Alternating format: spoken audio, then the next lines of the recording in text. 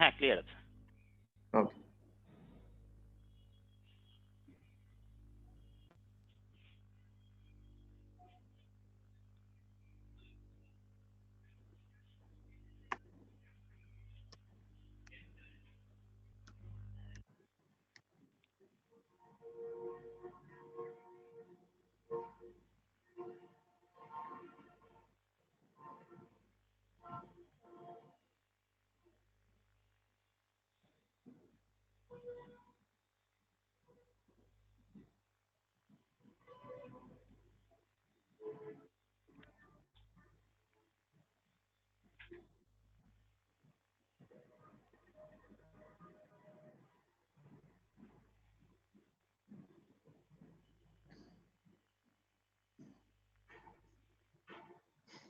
আসসালামু আলাইকুম। Question and বক্সটা ভরবা না, সালাম কালাম দিয়া কোশ্চেন বক্সটা ভরো না।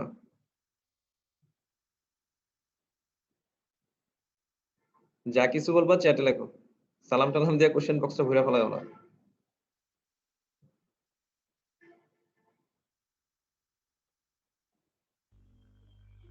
সালাম দিচ্ছ সবাই, ওয়ালাইকুম সালাম।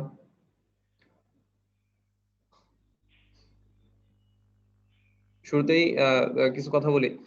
প্রথমত হচ্ছে আমাদের অনলাইন অনেকে নতুন আছো, নতুন ভর্তি হইছো, বইপত্র পাও নাই। তো এবং অনেকে বুঝেও না আমাদের অনলাইন ক্লাসের ৩টা টুলস, একটা হচ্ছে জুম, টেলিগ্রাম আর হচ্ছে ফেসবুক গ্রুপ। এই ৩টার কোনটা কি ধরনের কাজ এটা অবশ্যই জেনে নেবা। ধরো তুমি টেলিগ্রামে এড হইলা, টেলিগ্রামে সবাই এড হবা। টেলিগ্রামে এড হওয়ার পর সাথে, সাথে দেখবা আপ টু বটম ওইটার মধ্যে কি আছে, কি আছে না আছে সব জিনিস তুমি দেখবা। রুটিন আছে কিনা, পিডিএফ এর বইগুলা কিভাবে দাগানো দাগানো বই আছে কিনা সব জিনিস দেখবা। অনেকে কোশ্চেন করে ভাই ফোন দাও, তারপরে হচ্ছে আমাদেরকে মেসেজ দাও যে ভাই টেলিগ্রামে কোনো ক্লাস হইতেছে না। হ্যাঁ, অদ্ভুত টাইপের প্রশ্ন। টেলিগ্রামে সে ক্লাস খুঁজে। তারপর হচ্ছে বিভিন্ন ধরনের কোশ্চেন করে। তো এড হওয়ার পর তোমাদের কাজ হচ্ছে ওই গ্রুপে, ওই টেলিগ্রামে ওইখানে কি আছে না আছে সব জিনিস দেখবা। একটু ঘাটবা, ঘাটলেই বুঝতে পারবা। অনলাইন তো সবার কাছে নতুন মনে হইতে পারে, বিষয়গুলো আস্তে, আস্তে ক্লিয়ার হয়ে যাবে। তো দাগানো বই অলরেডি দেয়া আছে টেলিগ্রামে। আজকে যতটুকু ক্লাস হবে ততটুকু দাগানো বই। হ্যাঁ? তারপরে হচ্ছে আ ডাইজেস্ট, গাইড, কোয়েশ্চেন ব্যাংক সবগুলাই এই অংশে আজকের ক্লাসের অংশে সব দাগানো বই। তুমি পিডিএফ টেলিগ্রামে পাবা। ক্লাস শেষে এই স্লাইড গুলোও পাবা। যারা গ্রুপে এড হইছো, গ্রুপে পুরাতন যে ক্লাসগুলো হয়ে গেছে সেই ক্লাসগুলা দেয়া আছে, সেখান থেকে দেখে নিবা। আর এই ক্লাসটা দেওয়া হবে, তবে লাইভ ক্লাসে লাইভ করবা। আর কোয়েশ্চেন অ্যান্সার বক্সটা তোমরা প্লিজ ভইরো না। যেই সমস্যা থাকবে সেই সমস্যাটা কোয়েশ্চেন বক্সে লিখবা। রেসপন্সটা চ্যাটে লিখবা। আর সলভ ক্লাসের ব্যাপারে অনেকেই গতকাল সলভ ক্লাস করছো, লাইভ কোয়েশ্চেন করছো, অ্যান্সার পাও নাই। আমাদের বিষয়টা হচ্ছে তোমাদের যখন ২ টা ক্লাস শেষ হয়ে যাবে তখন আমরা প্রবলেম বক্স দিব তোমাদের ফেসবুক গ্রুপে। তোমাদের ফেসবুক গ্রুপে আমরা আমাদের প্রবলেম বক্স দিব এই জেড 7 এর উপর। তখন তোমরা যত প্রশ্ন আছে ওইখানে করবা আগেই, সলভ ক্লাসের আগে। এবং ওই কোয়েশ্চেন নিয়ে, ওই তোমাদের প্রবলেম নিয়ে আমরা সলভ ক্লাস যেদিন সেদিন আমরা একটা সলভ ক্লাস নিব। বিষয়টা হচ্ছে এরকম। লাইভ লাইভ কোয়েশ্চেন করবা, লাইভ অ্যান্সার দেওয়ার মতো হাজার, হাজার স্টুডেন্ট তোমরা মানে ক্লাস করবা। মানে এত সময় হয়ে উঠবে না। তো তাই মেক সিউর করবা সলভ ক্লাসের আগের দিন রাতে দেখবা তোমার যে প্রবলেম বক্স আছে বক্সটা সেই প্রবলেম বক্সের মধ্যে তুমি তোমার প্রবলেম গুলো লিখবা। এবং এখনো যাদের নামের আগে কোচিং কোড নাই তারা কোচিং কোড দিবা। কিভাবে দিতে হয় ফোন দিবা অথবা ফেসবুক গ্রুপে, ফেসবুক পেজে মেসেজ দিতে পারো। না বুঝলে শাখায় ফোন দিবা। আর হচ্ছে যারা বলতেছো নতুন ভর্তি হইছো অনেকেই গ্রুপে এড হও নাই, সবাইকে এড করা হবে ভাইয়া। লাইভ ভাইয়া লাইভ ক্লাসের রেকর্ডিং কোথায় পাবো? লাইভ ক্লাসের রেকর্ডিং তোমাদের গ্রুপে দেওয়া হবে।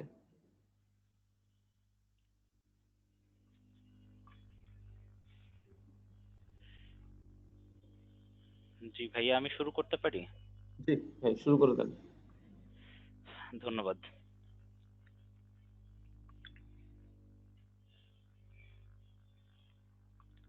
আসসালামু আলাইকুম, শুভ সকাল। সকলকে শুভেচ্ছা জানাচ্ছি রেটিনার আজকের অনলাইন ক্লাসে। আমাদের আজকের টপিক মানব শারীর তত্ত্ব, সমন্বয় ও নিয়ন্ত্রণ। মানব শারীরতত্ত্ব সমন্বয় নিয়ন্ত্রণ অর্থাৎ প্রাণীবিজ্ঞানের ৮ম চ্যাপ্টার যেটি রয়েছে, এটি প্রাণীবিজ্ঞানের সবগুলো চ্যাপ্টারের মধ্যে সবচেয়ে গুরুত্বপূর্ণ চ্যাপ্টার। সবচেয়ে গুরুত্বপূর্ণ এই কারণে বলছি যে তোমরা যদি পরিসংখ্যানের দিকে তাকাও, তোমরা দেখবে প্রতি বছর এই চ্যাপ্টার থেকে মেডিকেল ভর্তি পরীক্ষায় সাধারণত ৩টা, ৪টা অথবা কখনো কখনো 5টা প্রশ্ন হয়। পুরো প্রাণীবিজ্ঞানের অন্য কোনো চ্যাপ্টার থেকে সাধারণত এত বেশি প্রশ্ন হয় না। এই চ্যাপ্টারটা খুবই ছোট এবং এই এত ছোট চ্যাপ্টার থেকে এতগুলো প্রশ্ন হয়, যার কারণে এই চ্যাপ্টারটা খুব গুরুত্ব দিয়ে পড়লে মোটামুটি 3 or 4 মার্কস একদম শিওরলি পাওয়া যায়। তো এই কারণে আমরা খুব গুরুত্ব দিয়ে আজকের চ্যাপ্টারটা পড়ার চেষ্টা করব। আমি চেষ্টা করব যতটুকু সম্ভব বোঝানোর। চ্যাট বক্সটা যদিও সবসময় ওপেন থাকবে, কিন্তু সবসময় আমি কোশ্চেনের সুযোগ দিচ্ছি না। আমি মাঝে মধ্যে নিজে থেকেই কোশ্চেন আস্ক করব, তোমরা কোশ্চেন তখন দেবে, আমি চ্যাট বক্সে কোশ্চেন পেলে হয়তো অ্যান্সার করব। চ্যাট বক্সে অপ্রয়োজনীয় কোনো কথা লিখবে না আশা করছি, এবং সেই সাথে আজকের ক্লাসের সাথে প্রাসঙ্গিক না এমন কোনো প্রশ্ন আশা করি কেউ করবে না। তো যাই হোক, আমরা আমাদের আজকের লেকচার শুরু করছি। আমাদের আজকের লেকচারের বিষয় কিছুক্ষণ আগে আমি বলেছি, মানব শারীরতত্ত্ব, সমন্বয় ও নিয়ন্ত্রণ। আমরা মূল লেকচারে ঢোকার আগে সমন্বয় শব্দটা সম্পর্কে কিছুটা বিশ্লেষণ করে যাই। সমন্বয় শব্দটার অর্থ আসলে কি? অনেকটা দাঁত ভাঙা একটা শব্দ। এই দাঁত ভাঙা শব্দটার অর্থ হলো একাধিক সদস্যের মধ্যে যোগসূত্র স্থাপন করা। সহজ কথায় বলতে গেলে, যে কোনো একটা কাজ সম্পাদন করতে যদি একই সাথে অনেক জনের প্রয়োজন পড়ে, তাহলে প্রত্যেকের কাজের মধ্যে একটা নির্দিষ্ট যোগসূত্র স্থাপন করে কাজটা সুচারুরূপে সম্পন্ন করার নামই হলো সমন্বয়। তো এই সমন্বয় মানব শারীরতত্ত্বে অর্থাৎ আমাদের শরীরে কিভাবে ঘটে? আমরা সবাই জানি যে আমাদের শরীরে অসংখ্য সিস্টেম অথবা তন্ত্র আছে। রক্ত সংবহন তন্ত্র, শ্বসন তন্ত্র, পেশি তন্ত্র, এই ধরনের অসংখ্য তন্ত্র আছে। এই প্রত্যেকটা তন্ত্র প্রত্যেকে আলাদা আলাদা কাজ করে, কিন্তু যে কোনো সময় একটা নির্দিষ্ট লক্ষ্যে পৌঁছাতে হলে আমাদেরকে একই সাথে একাধিক তন্ত্র ব্যবহার করতে হয়। কোন তন্ত্র কতটুকু কাজ করবে, কতটুকু ব্যবহৃত হবে, এই পরিমাণ নির্ধারণের মাধ্যমে কাজটা সুচারুরূপে সম্পন্ন করাই হলো মানব শারীরতত্ত্বের সমন্বয়। আমরা যদি একটু ছোট করে ব্যাখ্যা দেওয়ার চেষ্টা করি, দেখো এখানে খুব সুন্দর একটা গল্প আছে। ছবিটা নিজেই একটা জীবন্ত গল্প। ধরো কোনো একজন বুড়ো দাদু সুন্দরবনে বেড়াতে গিয়েছেন। বেড়াতে গিয়ে দাদু বনের অনেক গভীরে চলে গেছেন। গভীরে যেতে যেতে যেতে যেতে একসময় হঠাৎ বাঘের দেখা পেয়ে গেলেন। তো বাঘের দেখা পেয়ে যাওয়া মাত্র স্বাভাবিকভাবেই দাদু বাঘের হাত থেকে প্রাণ বাঁচানোর জন্য দৌড়ানো শুরু করলেন। এখন দৌড়ানোর জন্য দাদুর শরীরের অন্তত 4-5টি তন্ত্রকে একসাথে কাজ করতে হচ্ছে। কিভাবে? খুবই স্বাভাবিক, দাদু যেহেতু দৌড়াচ্ছেন, দৌড়ানোর জন্য দাদুর পেশিতন্ত্র ব্যবহার করতে হচ্ছে। একই সাথে পেশিতন্ত্রে রক্ত সংবহন তন্ত্র বাড়িয়ে দিতে হচ্ছে, কারণ পেশিতন্ত্র বেশি বেশি কাজ করছে। এই রক্ত সংবহন বাড়িয়ে দেওয়ার জন্য রক্ত সংবহন তন্ত্র অর্থাৎ হার্ট এবং ব্লাড ভেসেলস, এগুলো বেশি বেশি কাজ করছে। আবার বেশি বেশি অক্সিজেন সরবরাহ করার জন্য শ্বসনতন্ত্র বেশি বেশি শ্বাসক্রিয়া চালাচ্ছে। অর্থাৎ আমরা যদি খুব সিম্পলি দেখতে চাই, তাহলে একই সাথে দাদুকে 3টা তন্ত্র ব্যবহার করতে হচ্ছে। পেশিতন্ত্রের মাধ্যমে পেশি সঞ্চারণ করতে হচ্ছে, রক্ত সংবহন তন্ত্রের মাধ্যমে যথাযথ পরিমাণে রক্ত সংবহন করতে হচ্ছে, এবং শ্বসনতন্ত্রের মাধ্যমে যথেষ্ট পরিমাণে অক্সিজেন সরবরাহ করতে হচ্ছে। এর মধ্যে কোনো একটা তন্ত্র যদি কাজ করতে সামান্য পরিমাণও ব্যর্থ হতো, তাহলে কিন্তু দাদু দৌড়াতে পারতেন না, বাঘের হাত থেকে বাঁচতেও পারতেন না। তো এই যে দাদু বাঘের হাত থেকে বাঁচার জন্য 3টা তন্ত্র একসাথে ব্যবহার করলেন, এই 3টা তন্ত্র তো একজন আরেকজনের সাথে কানেক্টেড না, তারা নিজেরা তো আর নিজেদের প্রয়োজন বোঝে না। এই 3টা তন্ত্র কোনটা কতটুকু ব্যবহৃত হবে, কতটুকু ব্যবহৃত হলে দাদু যথেষ্ট পরিমাণ দৌড়াতে পারবেন, এই ব্যাপারগুলো নিয়ন্ত্রণ করার নামই হলো সমন্বয়। এবং এই সমন্বয়ের জন্য আমাদের শরীরে 2টা বিশেষ তন্ত্র রয়েছে। কি কি সেই তন্ত্র? সেই তন্ত্র জানার আগে আমাদেরকে সমন্বয় জানতে হবে, যে সমন্বয় আসলে আমাদের শরীরে কত ধরনের হতে পারে। আমাদের শরীরে সমন্বয়কে বেসিক্যালি আমরা 2 ভাগে ভাগ করতে পারি। নাম্বার 1 ভৌত সমন্বয় এবং নাম্বার 2 রাসায়নিক সমন্বয়। ভৌত সমন্বয় মানে হলো যেটা ভৌত পদ্ধতিতে অর্থাৎ ইলেকট্রিক্যাল পদ্ধতিতে সম্পাদিত হবে। অন্যদিকে রাসায়নিক সমন্বয়, এটা রাসায়নিক পদ্ধতিতে অর্থাৎ রাসায়নিক পদার্থের মাধ্যমে সংঘটিত হবে। ভৌত সমন্বয় তন্ত্র হিসেবে যে তন্ত্রটি ব্যবহৃত হয় সেটার নাম স্নায়ুতন্ত্র, আমরা সবাই জানি। অন্যদিকে রাসায়নিক সমন্বয় তন্ত্র হিসেবে যে তন্ত্র ব্যবহৃত হয় সেটাকে বাংলাতে বলা হয় অন্তঃক্ষরা গ্রন্থিতন্ত্র, ইংরেজিতে বলা হয় এন্ডোক্রাইন সিস্টেম, যেটা আমাদের আগামী দিনের লেকচার টপিক। আজকে আমরা প্রধানত ভৌত সমন্বয় তন্ত্র অর্থাৎ স্নায়ুতন্ত্র সম্পর্কে জানার চেষ্টা করব। ভৌত সমন্বয় তন্ত্র অর্থাৎ স্নায়ুতন্ত্র প্রধানত যে ধরনের কোষ নিয়ে তৈরি হয় সেই কোষের নাম হলো নিউরন। তাহলে নিউরনের পরিচয় আমরা যদি এক কথায় বলতে চাই, নিউরন বেসিক্যালি একটা স্পেশালাইজড কোষ যেটা স্নায়ু উদ্দীপনা পরিবহনের কাজে ব্যবহৃত হয়। আমরা ছোটবেলা থেকেই অনেক ধরনের কোষ চিনি, স্পেশালি আমরা যখন ক্লাস 6-7 প্রথম কোষ এঁকেছিলাম, আমার যতটুকু মনে আছে সেটা একটা গোল্লা আকৃতির কোষ ছিল। সেই গোল্লা আকৃতির কোষের মাঝখানে একটা গোল্লা আকৃতির নিউক্লিয়াস ছিল এবং তার চারপাশ জুড়ে বিভিন্ন ধরনের কোষ অঙ্গাণু, কখনো mitochondria, Golgi body, endoplasmic reticulum, centrosome ইত্যাদি অনেক কিছু থাকতো। কিন্তু এই কোষটা দেখতে আমাদের সেই ক্লাস 6-7 কোষের মতো না, এই কোষটা কিছুটা স্পেশাল। কেন স্পেশাল? কারণ এখানে কোষের মূল দেহের বাইরেও আরো কিছু অতিরিক্ত অংশ রয়েছে। সুতরাং আমরা এখন একটা নিউরনের গঠন দেখবো। একটা নিউরন প্রধানত দুইটি আলাদা আলাদা অংশ নিয়ে তৈরি হয়। নাম্বার 1, নিউরনের কোষের মূল দেহ যেটাকে বলা হয় সেল বডি।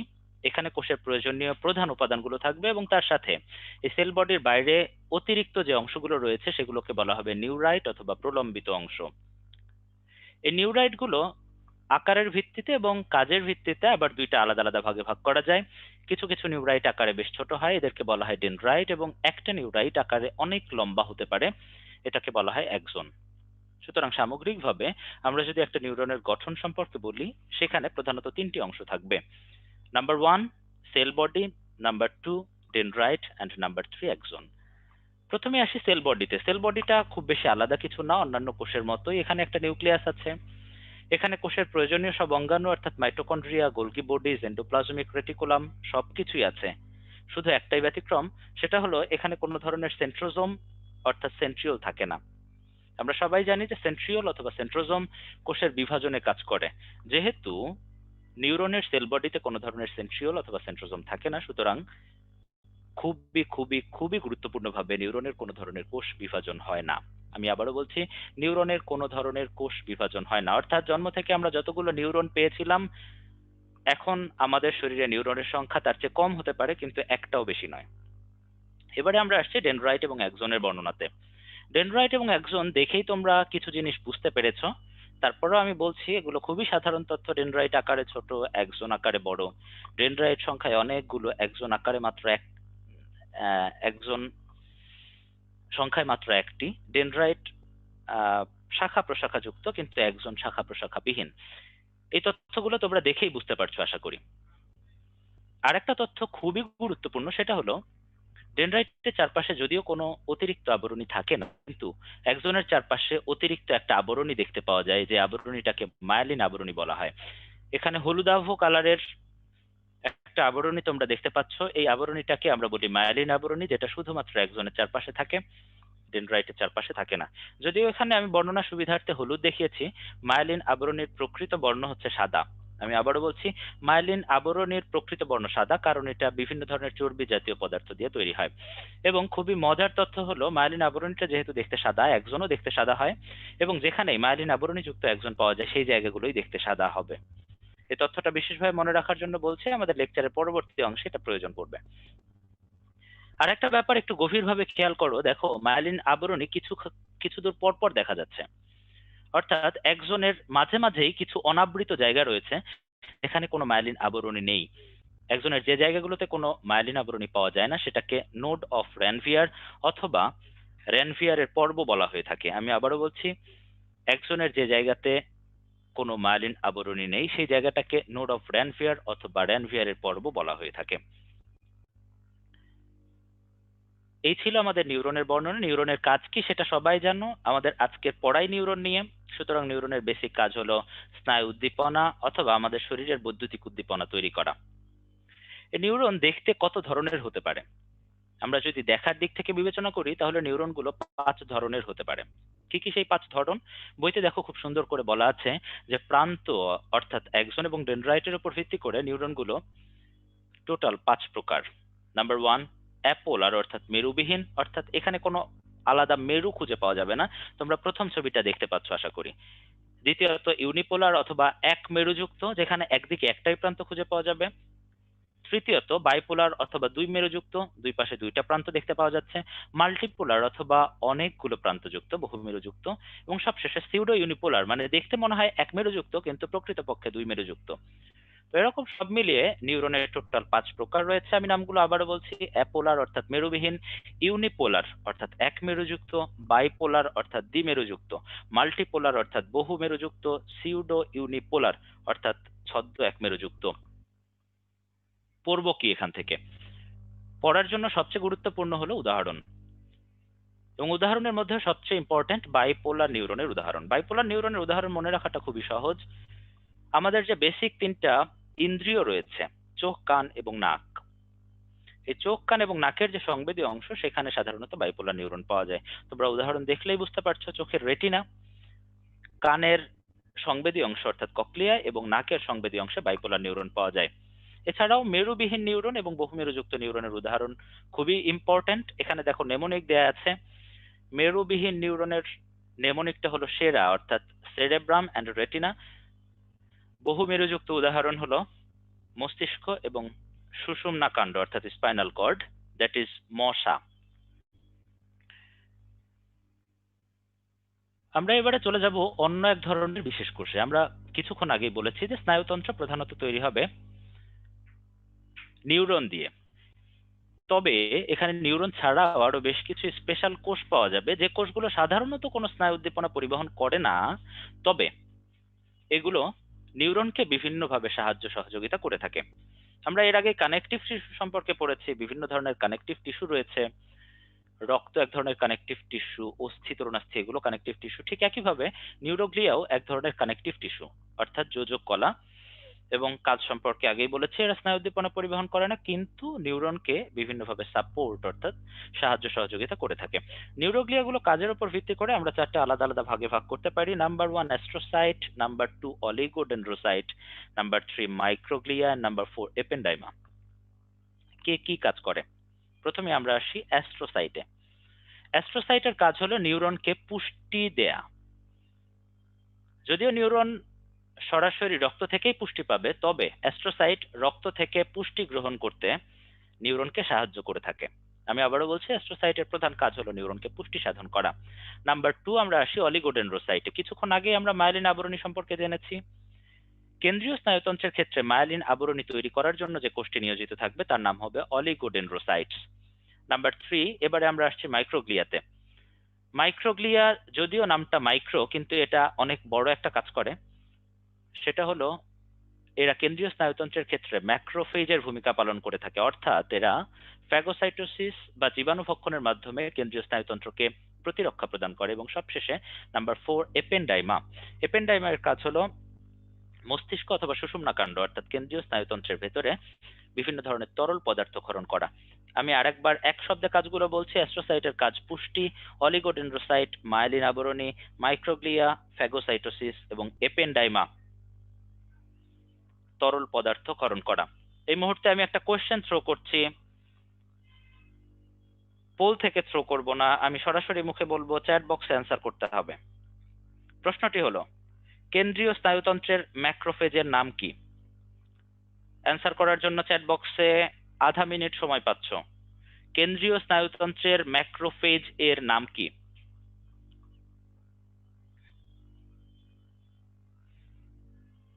অনেকেই উত্তর দিয়েছে এবং সবগুলো উত্তর সঠিক। সঠিক উত্তর মাইক্রোগ্লিয়া। আমরা এর আগেও জেনেছি ম্যাক্রোফেজ বিভিন্ন জায়গাতে পাওয়া যায় এবং এক এক জায়গায় এক এক নাম হয়। যেমন লিভারের ক্ষেত্রে এটাকে কাফফার কোষ বলা হয়, ফুসফুসের ক্ষেত্রে এটাকে অ্যালভিওলার ম্যাক্রোফেজ বলা হয়। ঠিক একইভাবে মস্তিষ্কের ক্ষেত্রে যে ম্যাক্রোফেজ গুলো বিদ্যমান থাকবে তাদেরকে বলা হবে মাইক্রোগ্লিয়া। তো যাই হোক, আমরা নিউরোগ্লিয়া দেখলাম, আমরা আবারও নিউরনে ফিরে যাচ্ছি। আমরা এবার একটা স্পেশাল টপিক পড়ব যার নাম হলো সিন্যাপস। সিন্যাপস ব্যাপারটা আসলে কি?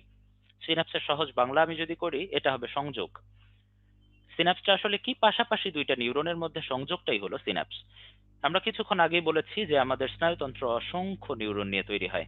এই অসংখ্য নিউরনের প্রত্যেকটির সাথে পরস্পর সংযুক্ত। কোনো একটা নিউরন সিঙ্গেল আমাদের বডিতে এরকম নাই যেটা অন্যান্য নিউরন থেকে বিচ্ছিন্ন একা একা অবস্থান করে। সবগুলো নিউরনই পরস্পরের সাথে সংযুক্ত, এবং তারা সংযোগের জন্য যে ছোট্ট জায়গাটি বেছে নেয় সেই জায়গাটিকে বলা হয় সিন্যাপস। একটা সিন্যাপসে যদি খুব ভালো করে লক্ষ্য করো, তোমরা এখানে ছবিটা দেখতে পাচ্ছ, এখানে দুইটা নিউরনের প্রয়োজন পড়বে, যে দুইটা নিউরনের মধ্যে সংযোগ সাধিত হবে। সংযোগটা কেন সাধিত হচ্ছে সেটাও খুব ভালো করেই তোমরা বুঝতে পারছো। একটা নিউরন অন্য নিউরনে যেহেতু স্নায়ু উদ্দীপনা পরিবহন করবে, এই স্নায়ু উদ্দীপনা এক নিউরন থেকে অন্য নিউরনে যাওয়ার জন্যই সিন্যাপসের প্রয়োজন পড়ছে। তো স্নায়ু উদ্দীপনা যে নিউরন থেকে চলা শুরু করবে সেই নিউরনটাকে আমরা বলছি প্রিসিন্যাপটিক নিউরন। অর্থাৎ সহজ কথায়, সিন্যাপসের আগে যে নিউরন থাকবে সেটার নাম হবে প্রিসিন্যাপটিক নিউরন, এবং স্নায়ু উদ্দীপনা পরবর্তীতে যে নিউরনে পৌঁছাবে অর্থাৎ সিন্যাপসের পরবর্তী নিউরনটিকে আমরা বলবো পোস্ট সিন্যাপটিক নিউরন। তাহলে presynaptic neuron and post Synaptic neuron, তার সাথে এখানে মাঝখানে খুবই সূক্ষ্ম একটা ফাঁকা জায়গা আছে। তোমরা কেউ দেখতে পাচ্ছ, কেউ হয়তো দেখতেই পাচ্ছ না, এত ছোট ফাঁকা জায়গা। ওপরের ছবিটা দেখো, এখানে খুব সুন্দর বোঝা যাচ্ছে ওপরে একটা প্রিসিন্যাপটিক নিউরন, নিচে পোস্ট সিন্যাপটিক নিউরন, এবং মাঝখানে খুব সরু একটা ফাঁকা জায়গা রয়েছে। এই ফাঁকা জায়গাটাই আমাদের জন্য সবচেয়ে গুরুত্বপূর্ণ। এই জায়গাটাকে বলা হয় সিন্যাপটিক ক্লেফট। সিন্যাপটিক ক্লেফট আমাদের জন্য এই কারণে গুরুত্বপূর্ণ, এর আগে মেডিকেল ভর্তি পরীক্ষায় সম্ভবত 3বার অথবা 4বার সিন্যাপটিক ক্লেফটের দৈর্ঘ্যটা প্রশ্ন হয়েছে। সবারই জানতে খুব ইচ্ছা করছে। সিন্যাপটিক ক্লেফটের দৈর্ঘ্য 20 থেকে 30 ন্যানোমিটার। আমি আবারও বলছি, সিন্যাপটিক ক্লেফটের দৈর্ঘ্য 20 থেকে 30 ন্যানোমিটার। তাহলে সামগ্রিকভাবে আমরা একটা সিন্যাপসকে আবারও যদি সামারাইজ করি, একটা সিন্যাপসে প্রধানত 3টা অংশ থাকবে। একটা প্রি সিন্যাপটিক নিউরন, একটা সিন্যাপটিক ক্লেফট যার দৈর্ঘ্য 20 থেকে 30 ন্যানোমিটার, এবং সবশেষে একটা পোস্ট সিন্যাপটিক নিউরন। এখানে প্রি সিন্যাপটিক নিউরনের ভেতরে কিছু অতিরিক্ত অংশ তোমরা লক্ষ্য করছো। এই অতিরিক্ত অংশগুলো আসলে কি? ভেতরে মনে হচ্ছে নীল নীল চিনির দানা, চারপাশ জুড়ে একটা থলে, এগুলো আসলে কি? এই থলেটার নাম হলো সিন্যাপটিক ভেসিকল। এটা একটা কোষাঙ্গাণু। ভেসিকল নামটা তোমরা আগেও শুনেছো। প্রিসিন্যাপটিক নিউরনের ভেতরে এরকম থলে আকৃতির বেশ কিছু ভেসিকল নামের অঙ্গাণু পাওয়া যায়, যে অঙ্গাণুগুলো এক ধরনের রাসায়নিক পদার্থ বহন করে। এই রাসায়নিক পদার্থটাই স্নায়ু উদ্দীপনা পরিবহনের সবচেয়ে ইম্পর্টেন্ট পদার্থ, যেটাকে বলা হয় নিউরো ট্রান্সমিটার। আমি আবারও বলছি, শুধুমাত্র প্রিসিন্যাপটিক নিউরনের শেষ প্রান্তে সিন্যাপটিক ভেসিকল নামের একটা থলে আকৃতির অঙ্গাণু পাওয়া যায়, যার ভেতরে নিউরো ট্রান্সমিটার নামের বেশ কিছু রাসায়নিক পদার্থ লুকিয়ে থাকে। এই নিউরো ট্রান্সমিটার আমাদের জন্য খুবই ইম্পর্টেন্ট। কেন ইম্পর্টেন্ট আমরা কিছুক্ষণ পরেই বুঝতে পারবো।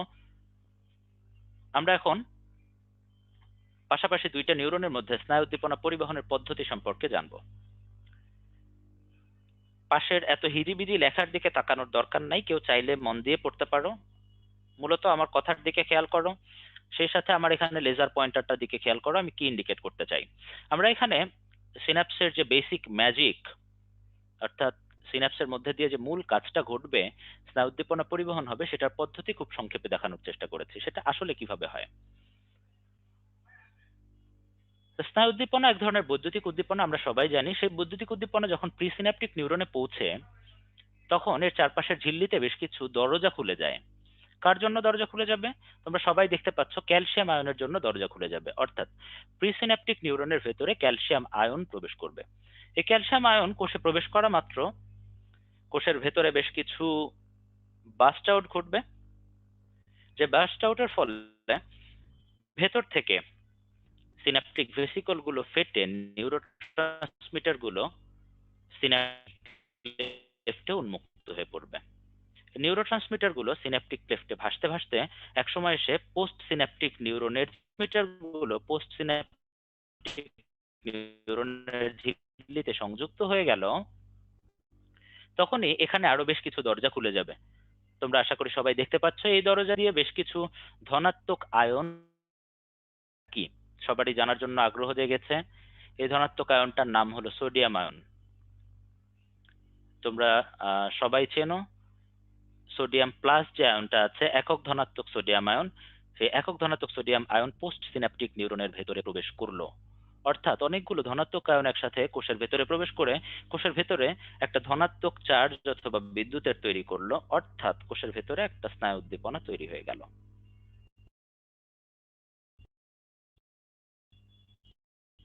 অনেকগুলো কথা বলে ফেলেছি, হয়তো অনেকের মাথায় প্রধান 3-4টা কথা আবার রিপিট করছি। নাম্বার 1, প্রিসিন্যাপটিক নিউরনে স্নায়ু উদ্দীপনা যখনই এসে পৌঁছাবে তখন এখানে ক্যালসিয়াম আয়নের দরজা খুলে যাবে, অর্থাৎ প্রিসিন্যাপটিক নিউরনে ক্যালসিয়াম আয়ন প্রবেশ করবে, নিউরোট্রান্সমিটার বাইরে বের হয়ে আসবে, নিউরোট্রান্সমিটারের প্রভাবে পোস্ট সিন্যাপটিক নিউরনের ভেতরে সোডিয়াম আয়ন প্রবেশ করবে। এই দুইটা আয়নই এখানে গেম চেঞ্জার। সোডিয়াম আয়নটা যখনই প্রবেশ করবে পোস্ট সিন্যাপটিক নিউরনের ভেতরে তখনই এখানে স্নায়ু উদ্দীপনাটা পরিবাহিত হয়ে গেল। অর্থাৎ আমরা এখানে যদি ইনফরমেশনের দিকে খেয়াল করি, আমাদের বেসিক দুইটা ইনফরমেশন এখান থেকে মনে রাখার মতো আছে। একটা হলো প্রিসিন্যাপটিক নিউরনে কোন আয়ন প্রবেশ করবে, উত্তর ক্যালসিয়াম। অন্যটি হলো পোস্ট সিন্যাপটিক নিউরনে কোন আয়ন প্রবেশ করবে, উত্তর অবশ্যই অবশ্যই সোডিয়াম।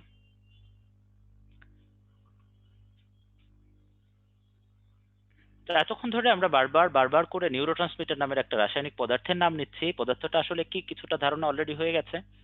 এটা একটা রাসায়নিক পদার্থ যেটা প্রিসিন্যাপটিক নিউরনের ভেতরে ভেসিকলে আবদ্ধ থাকবে, এতটুকু সবাই জেনেছো। কি কাজ করে সেটাও জেনেছো, এটা এক নিউরন থেকে অন্য নিউরনে স্নায়ু উদ্দীপনা পরিবহনে সাহায্য করে। তার সাথে আরো বেশ কিছু কথা বইতে দেখো বলা আছে। এখানে একটা শ্রেণীবিন্যাস বইতে দেওয়া আছে, কেন্দ্রীয় স্নায়ুতন্ত্রে এবং প্রান্তীয় স্নায়ুতন্ত্রে অবস্থানের ভিত্তিতে নিউরোট্রান্সমিটার বেসিক্যালি দুই ধরনের। কেন্দ্রীয় স্নায়ুতন্ত্রের নিউরোট্রান্সমিটার গুলো হলো ডোপামিন, গাবা, গ্লাইসিন, গ্লুটামেট। অন্যদিকে প্রান্তীয় স্নায়ুতন্ত্রের নিউরোট্রান্সমিটার গুলো হলো অ্যাসিটাইল কোলিন, অ্যাড্রেনালিন, নরঅ্যাড্রেনালিন এবং হিস্টামিন। সবাই দেখতে পাচ্ছ এখানে 4টা করে নাম দেওয়া আছে, দ্যাট মিনস এখান থেকে এমসিকিউ প্রশ্ন করাটা খুবই ইজিয়ার। এই জন্য এই জায়গাটা খুব ভালো করে পড়বে শ্রেণীবিন্যাসটা। এবং তার সাথে একটা কথা মাস্ট মনে রাখতেই হবে, সেটা হলো সকল নিউরোট্রান্সমিটারের মধ্যে সবচেয়ে বেশি পরিমাণে ব্যবহৃত হয় অ্যাসিটাইল কোলিন। আমি আবারও বলছি, অ্যাসিটাইল কোলিন সবচেয়ে বেশি ব্যবহৃত নিউরোট্রান্সমিটার। যতটুকু পড়া হলো তার মধ্যে থেকে আমি একটা পোল থ্রো করছি, বি প্রিপেয়ার্ড।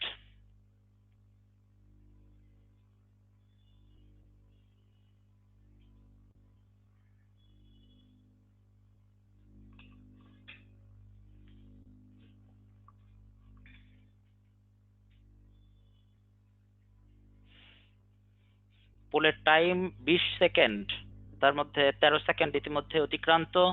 আমি 20 সেকেন্ডে পোল এন্ড করে দিব, দেখা যাক কারা জিততে পারে।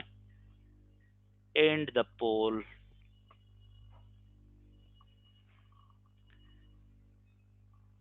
অধিকাংশই সঠিক উত্তর দিয়েছো, 94% বলেছো 20 থেকে 30 ন্যানোমিটার।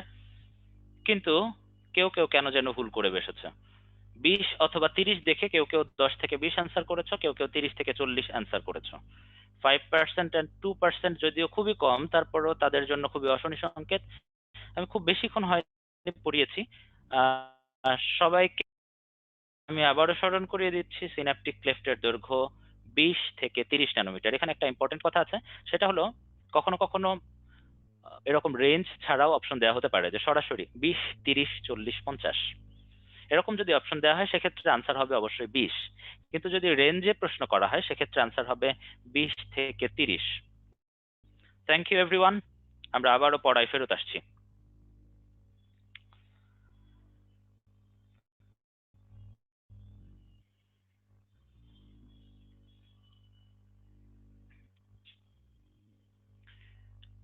যতটুকু পড়ানো হলো তার মধ্যে থেকে আমি এখন কোশ্চেন নিতে পারি, কিন্তু খুব বেশি সময়ের জন্য না। আমি মাত্র 1 মিনিটের জন্য চ্যাট বক্সে আছি। 1 মিনিটের মধ্যে তোমাদের কোনো কিছু জানার থাকলে, যতটুকু পড়ানো হয়েছে এর মধ্যে থেকে কোনো কিছু জানার থাকলে প্রশ্ন করতে পারো।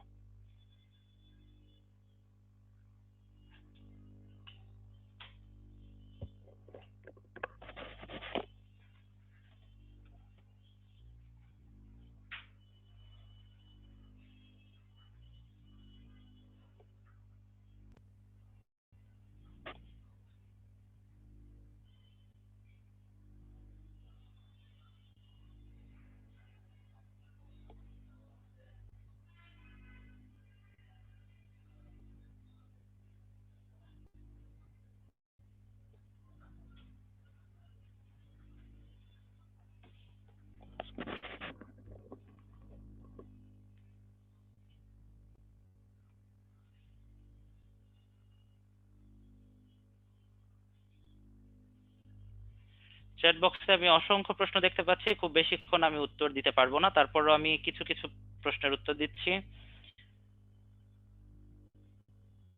নিউরোগ্লিয়ার 4 প্রকার আবার বলবেন প্লিজ।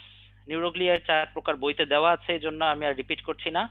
গাবা এর পূর্ণ রূপ কি? গাবা এর পূর্ণ রূপ হলো গামা অ্যামাইনো বিউটাইরিক অ্যাসিড। খুবই কঠিন নাম, মনে রাখাটা খুব বেশি গুরুত্বপূর্ণ কিছু না। লিভারের ম্যাক্রোফেজের নাম কি? যদিও অপ্রাসঙ্গিক, তারপরও বলছি কাফার কোষ। ক্যালসিয়াম আয়ন সোডিয়াম আয়ন আসে কোত্থেকে? খুবই সুন্দর প্রশ্ন। নিউরনের আশেপাশের যে ফাঁকা জায়গা আছে সেই জায়গাগুলোকে আমরা বলি এক্সট্রা সেলুলার স্পেস। তোমরা সবাই জানো যে এক জায়গায় অনেকগুলো কোষ অবস্থান করলে কোষগুলোর মাঝে মাঝে কিছু পরিমাণ ফাঁকা জায়গা থাকে, এটাকে এক্সট্রা সেলুলার স্পেস বলা হয়। এই জায়গাগুলোতে প্রচুর তরল পদার্থ থাকে এবং সেখানে সব ধরনের আয়ন বিভিন্ন ঘনমাত্রায় থাকে।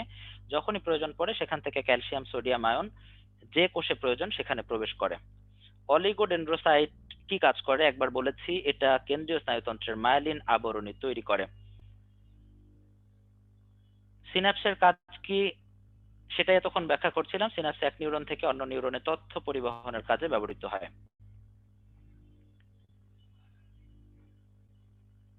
এপেন্ডাইমারের কাজ কি? তরল পদার্থ ক্ষরণ করা। একজনের স্ট্রাকচার অলরেডি বোঝানো হয়েছে। মায়োলিন আবরণীর কথাটা আমি আর একবার স্মরণ করছি। মায়োলিন আবরণী নামের একটা আবরণী দিয়ে একজন আবৃত থাকে, এতটুকু জানলে কাজ চলে যাবে।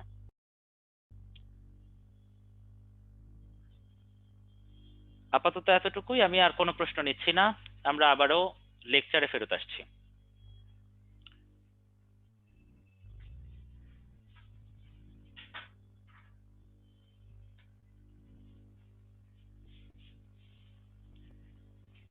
আমরা আর একটা কুইজ টাইম দিচ্ছি। এটা কোনো পোল না, সবাই জাস্ট ABCD লিখে চ্যাট বক্সে অ্যান্সার করো। সবচেয়ে বেশি ব্যবহৃত নিউরোট্রান্সমিটার কোনটি? মাত্রই পড়ানো হয়েছে। অলরেডি অনেকগুলো অ্যান্সার আমি দেখতে পাচ্ছি, সবাই সঠিক উত্তর দিয়েছো। সঠিক উত্তর হলো ডি, অ্যাসিটাইল কোলিন। যাই হোক, আমরা এতক্ষণ যে অংশগুলো পড়লাম সেটা খুব সুন্দর সামারাইজ করা আছে এই ছবিতে। আমরা এতক্ষণ ধরে নিউরন, নিউরোগ্লিয়াল সেল, সিনাপস সম্পর্কে জেনেছি।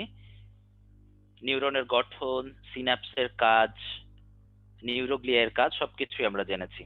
সামগ্রিকভাবে এই neuron, neuroglial cell, synapse, neurotransmitter সবকিছু মিলিয়ে এখন যে সুবিশাল তন্ত্রটি তৈরি হলো, সেই তন্ত্রটির নাম হলো স্নায়ুতন্ত্র, যেটা আমরা শুরু থেকে বলে আসছিলাম।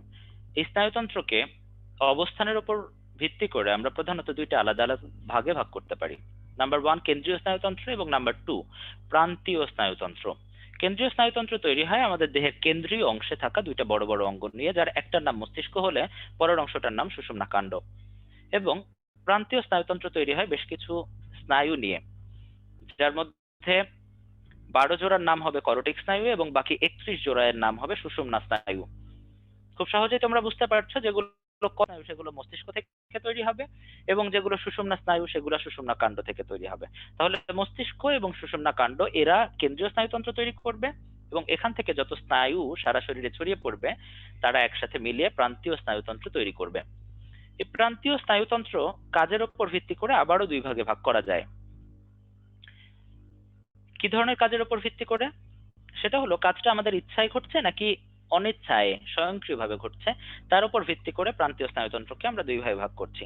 আমাদের ঐচ্ছিক ব্যাপার স্যাপার, অর্থাৎ আমি যে কথা বলছি, হাঁটতে ইচ্ছা করলে হাঁটছি, এই ধরনের ঐচ্ছিক ব্যাপার নিয়ন্ত্রণ করে যে স্নায়ুতন্ত্র তার নাম ঐচ্ছিক স্নায়ুতন্ত্র। এবং যে অংশ আমাদের ইচ্ছার বাইরে নিজে নিজে কাজ করে, যেমন হার্ট বিট করছে সবসময়, ফুসফুস সংকোচন প্রসারণ করছে, এই ব্যাপারগুলো যেহেতু স্বয়ংক্রিয়ভাবে ঘটছে সেহেতু এদের নিয়ন্ত্রক স্নায়ুতন্ত্রের নাম হবে স্বয়ংক্রিয় স্নায়ুতন্ত্র। এই স্বয়ংক্রিয় স্নায়ুতন্ত্র আবার দুইটা বিপরীত ধরনের আলাদা আলাদা অংশ নিয়ে তৈরি হয়, যার একটা অংশের নাম সিম্প্যাথেটিক আর একটা অংশের নাম প্যারাসিম্প্যাথেটিক। এই ব্যাপারটা সম্পর্কে সবারই কম বেশি কৌতূহল থাকে, এজন্য খুব ছোট্ট করে বলছি। সিম্প্যাথেটিক এবং প্যারাসিম্প্যাথেটিক প্রত্যেকটা স্বয়ংক্রিয় কাজে বিপরীত কাজ করে। জাস্ট ফর এক্সাম্পল, আমরা যদি হৃদস্পন্দনের ক্ষেত্রে কল্পনা করি, সেক্ষেত্রে সিম্প্যাথেটিক অংশটা হৃদস্পন্দন বাড়িয়ে দেয়, প্যারাসিম্প্যাথেটিক অংশ হৃদস্পন্দন কমিয়ে দেয়। যদি দুইটা ব্যালেন্স থাকে তাহলে হৃদস্পন্দন স্বাভাবিক। যদি সিম্প্যাথেটিক অংশটা বেশি কাজ করে তাহলে হৃদস্পন্দন বেশি, যদি প্যারাসিম্প্যাথেটিক অংশ বেশি কাজ করে তাহলে হৃদস্পন্দন কম। খুবই সিম্পল। এভাবে প্রত্যেকটা স্বয়ংক্রিয় কার্যকলাপের ক্ষেত্রে সিম্প্যাথেটিক এবং প্যারাসিম্প্যাথেটিক দুইটা বিপরীত কাজ করবে। এই ছকের মধ্যে সবচেয়ে গুরুত্বপূর্ণ যে অংশটা সেটা হলো সিম্প্যাথেটিক স্নায়ুতন্ত্র শুধুমাত্র সুষুম্না স্নায়ু দিয়ে তৈরি হয়েছে। তোমরা খুব ভালো করে খেয়াল করো, সিম্প্যাথেটিক যে জায়গাটা দেখিয়েছি সেটা শুধুমাত্র সুষুম্না স্নায়ু দিয়ে তৈরি হয়েছে। আমরা কিছুক্ষণ আগেই বলেছিলাম যে আমাদের প্রান্তীয় স্নায়ুতন্ত্রের যত অংশ রয়েছে সেই অংশগুলো একই সাথে করটিক এবং সুষুম্না দুইটা মিক্স আপ হয়ে তৈরি হওয়ার কথা, কিন্তু সিম্প্যাথেটিক অংশটাই কিছুটা ব্যতিক্রম, এটা শুধুমাত্র সুষুম্না স্নায়ু দিয়ে তৈরি হয়। আশা করি সবাই বুঝতে পেরেছো, এখান থেকে একটা এমসিকিউ প্রশ্ন হলেও হতে পারে। যাই হোক, আমরা প্রথমে কেন্দ্রীয় স্নায়ুতন্ত্রটা দেখব, পরে প্রান্তীয় স্নায়ুতন্ত্র সম্পর্কে কিছু তথ্য জানার চেষ্টা করব। প্রথমে আমরা আসছি কেন্দ্রীয় স্নায়ুতন্ত্রের দুইটা আলাদা আলাদা অংশে। আমরা কিছুক্ষণ আগে বলেছি কেন্দ্রীয় স্নায়ুতন্ত্রের প্রধান দুইটা অংশ মস্তিষ্ক এবং সুষুম্না কাণ্ড। ইংরেজিতে তোমরা বলো ব্রেইন অ্যান্ড স্পাইনাল কর্ড। এই ব্রেইন এবং স্পাইনাল কর্ড কিন্তু আমরা যখন মায়ের গর্ভে ধীরে ধীরে বড় হচ্ছিলাম প্রথম দিকটায় ছিল না। একটা বাচ্চা যখন মায়ের গর্ভে প্রথম ভ্রূণ অবস্থায় থাকে তখন তার শরীরে কোনটা হাত, কোনটা পা, কোনটা মস্তিষ্ক, কোনটা স্পাইনাল কর্ড এই ধরনের কোনো আলাদা বিন্যাস থাকে না। আমরা সবাই জানি ভ্রূণের একদম প্রাথমিক অবস্থায় আমরা সবাই একটোডার্ম, এন্ডোডার্ম আর মেসোডার্মের মধ্যে বিন্যস্ত থাকি। এই কোষীয় স্তরগুলো পরবর্তীতে ধীরে ধীরে বিভাজিত হতে হতে হতে হতে একসময় সকল অঙ্গ তৈরি করে। আমাদের কেন্দ্রীয় স্নায়ুতন্ত্র প্রধানত তৈরি হয় একটোডার্ম থেকে। আমি আবারও বলছি, খুব ইম্পর্টেন্ট ইনফরমেশন, কেন্দ্রীয় স্নায়ুতন্ত্র প্রধানত তৈরি হবে ভ্রূণীয় একটোডার্ম থেকে। কিভাবে তৈরি হবে বইতে অল্প কিছুটা ব্যাখ্যা আছে, আমি জাস্ট ইনফোগুলা বলে যাচ্ছি। ভ্রূণের যে একটোডার্ম অংশ আছে সেটার কিছু কোষ বিভাজিত হয়ে নিউরাল টিউব নামের একটা নালী আকৃতির গঠন তৈরি করে। এই নালী আকৃতির গঠনটাই পরবর্তীতে পরিস্ফুটিত হয়ে পরিপূর্ণ রূপ পেয়ে ওপরের দিকটায় মস্তিষ্ক এবং নিচের দিকটায় সুষুম্না কাণ্ড তৈরি করে। খুবই ইম্পর্টেন্ট ইনফরমেশন, আবারও বলছি দুইটা ইনফরমেশনই। স্নায়ুতন্ত্র তৈরি হবে ভ্রূণের একটোডার্ম স্তর থেকে এবং কেন্দ্রীয় স্নায়ুতন্ত্র তৈরি হবে যে টিউব থেকে তার নাম নিউরাল টিউব। বইতে কেন্দ্রীয় স্নায়ুতন্ত্রের ব্যাখ্যায় যাওয়ার আগে আরো একটা ইনফরমেশন দেয়া আছে, খুবই গুরুত্বপূর্ণ ইনফরমেশন এটা, সেটা হলো মেনিনজেস। কেন্দ্রীয় স্নায়ুতন্ত্রের যে আবরণী সেটাকে মেনিনজেস বলা হয়। তোমরা সবাই জানো প্রত্যেকটা গুরুত্বপূর্ণ অঙ্গের চারপাশ জুড়েই একটা করে শক্ত আবরণী দেয়া থাকে যাতে সেখানে কোনো ধরনের ক্ষতি না হয়। কেন্দ্রীয় স্নায়ুতন্ত্র অর্থাৎ মস্তিষ্ক এবং সুষুম্না কাণ্ড উভয়ের চারপাশের যে আবরণী, দ্যাট ইজ কল্ড মেনিনজেস। আমরা যদি আবার খুব কাছ থেকে দেখি তাহলে এখানে তিনটা আলাদা আলাদা স্তর পাবো আমরা। স্তর নাম্বার 1, সবার বাইরের দিকে থাকবে ডুরা ম্যাটার। নাম্বার 2, মাঝখানে থাকবে অ্যারাকনয়েড ম্যাটার। অ্যান্ড নাম্বার 3, সবার ভেতরে থাকবে পায়া ম্যাটার।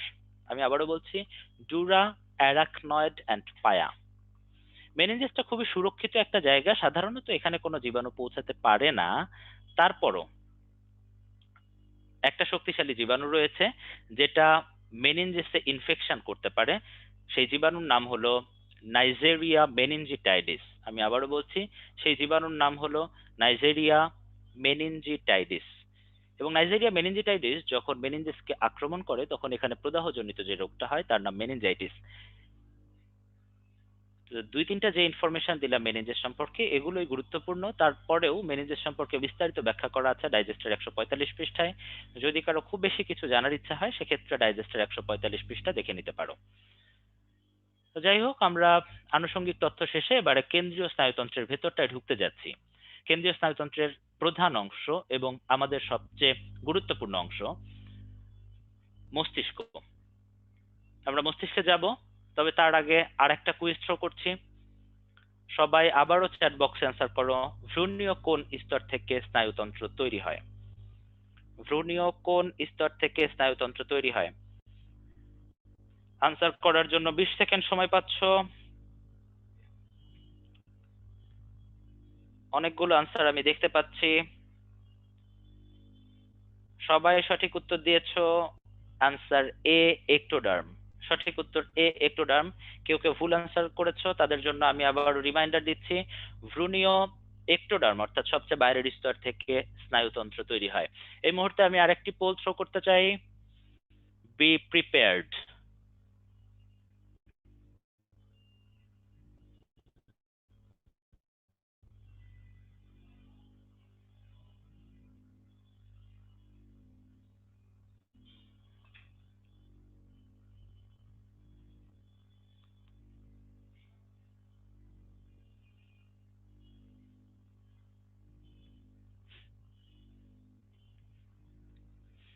পোলের জন্য আমি 20 সেকেন্ড সময় রাখবো, 20 সেকেন্ডের মধ্যে আনসার করতে হবে। হাড্ডাহাড্ডি লড়াই দেখতে পাচ্ছি।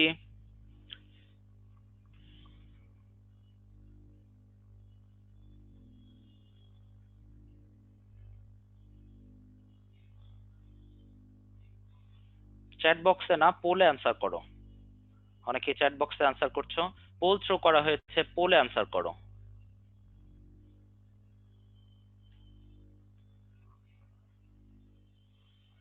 আমি পোলটা এন্ড করছি।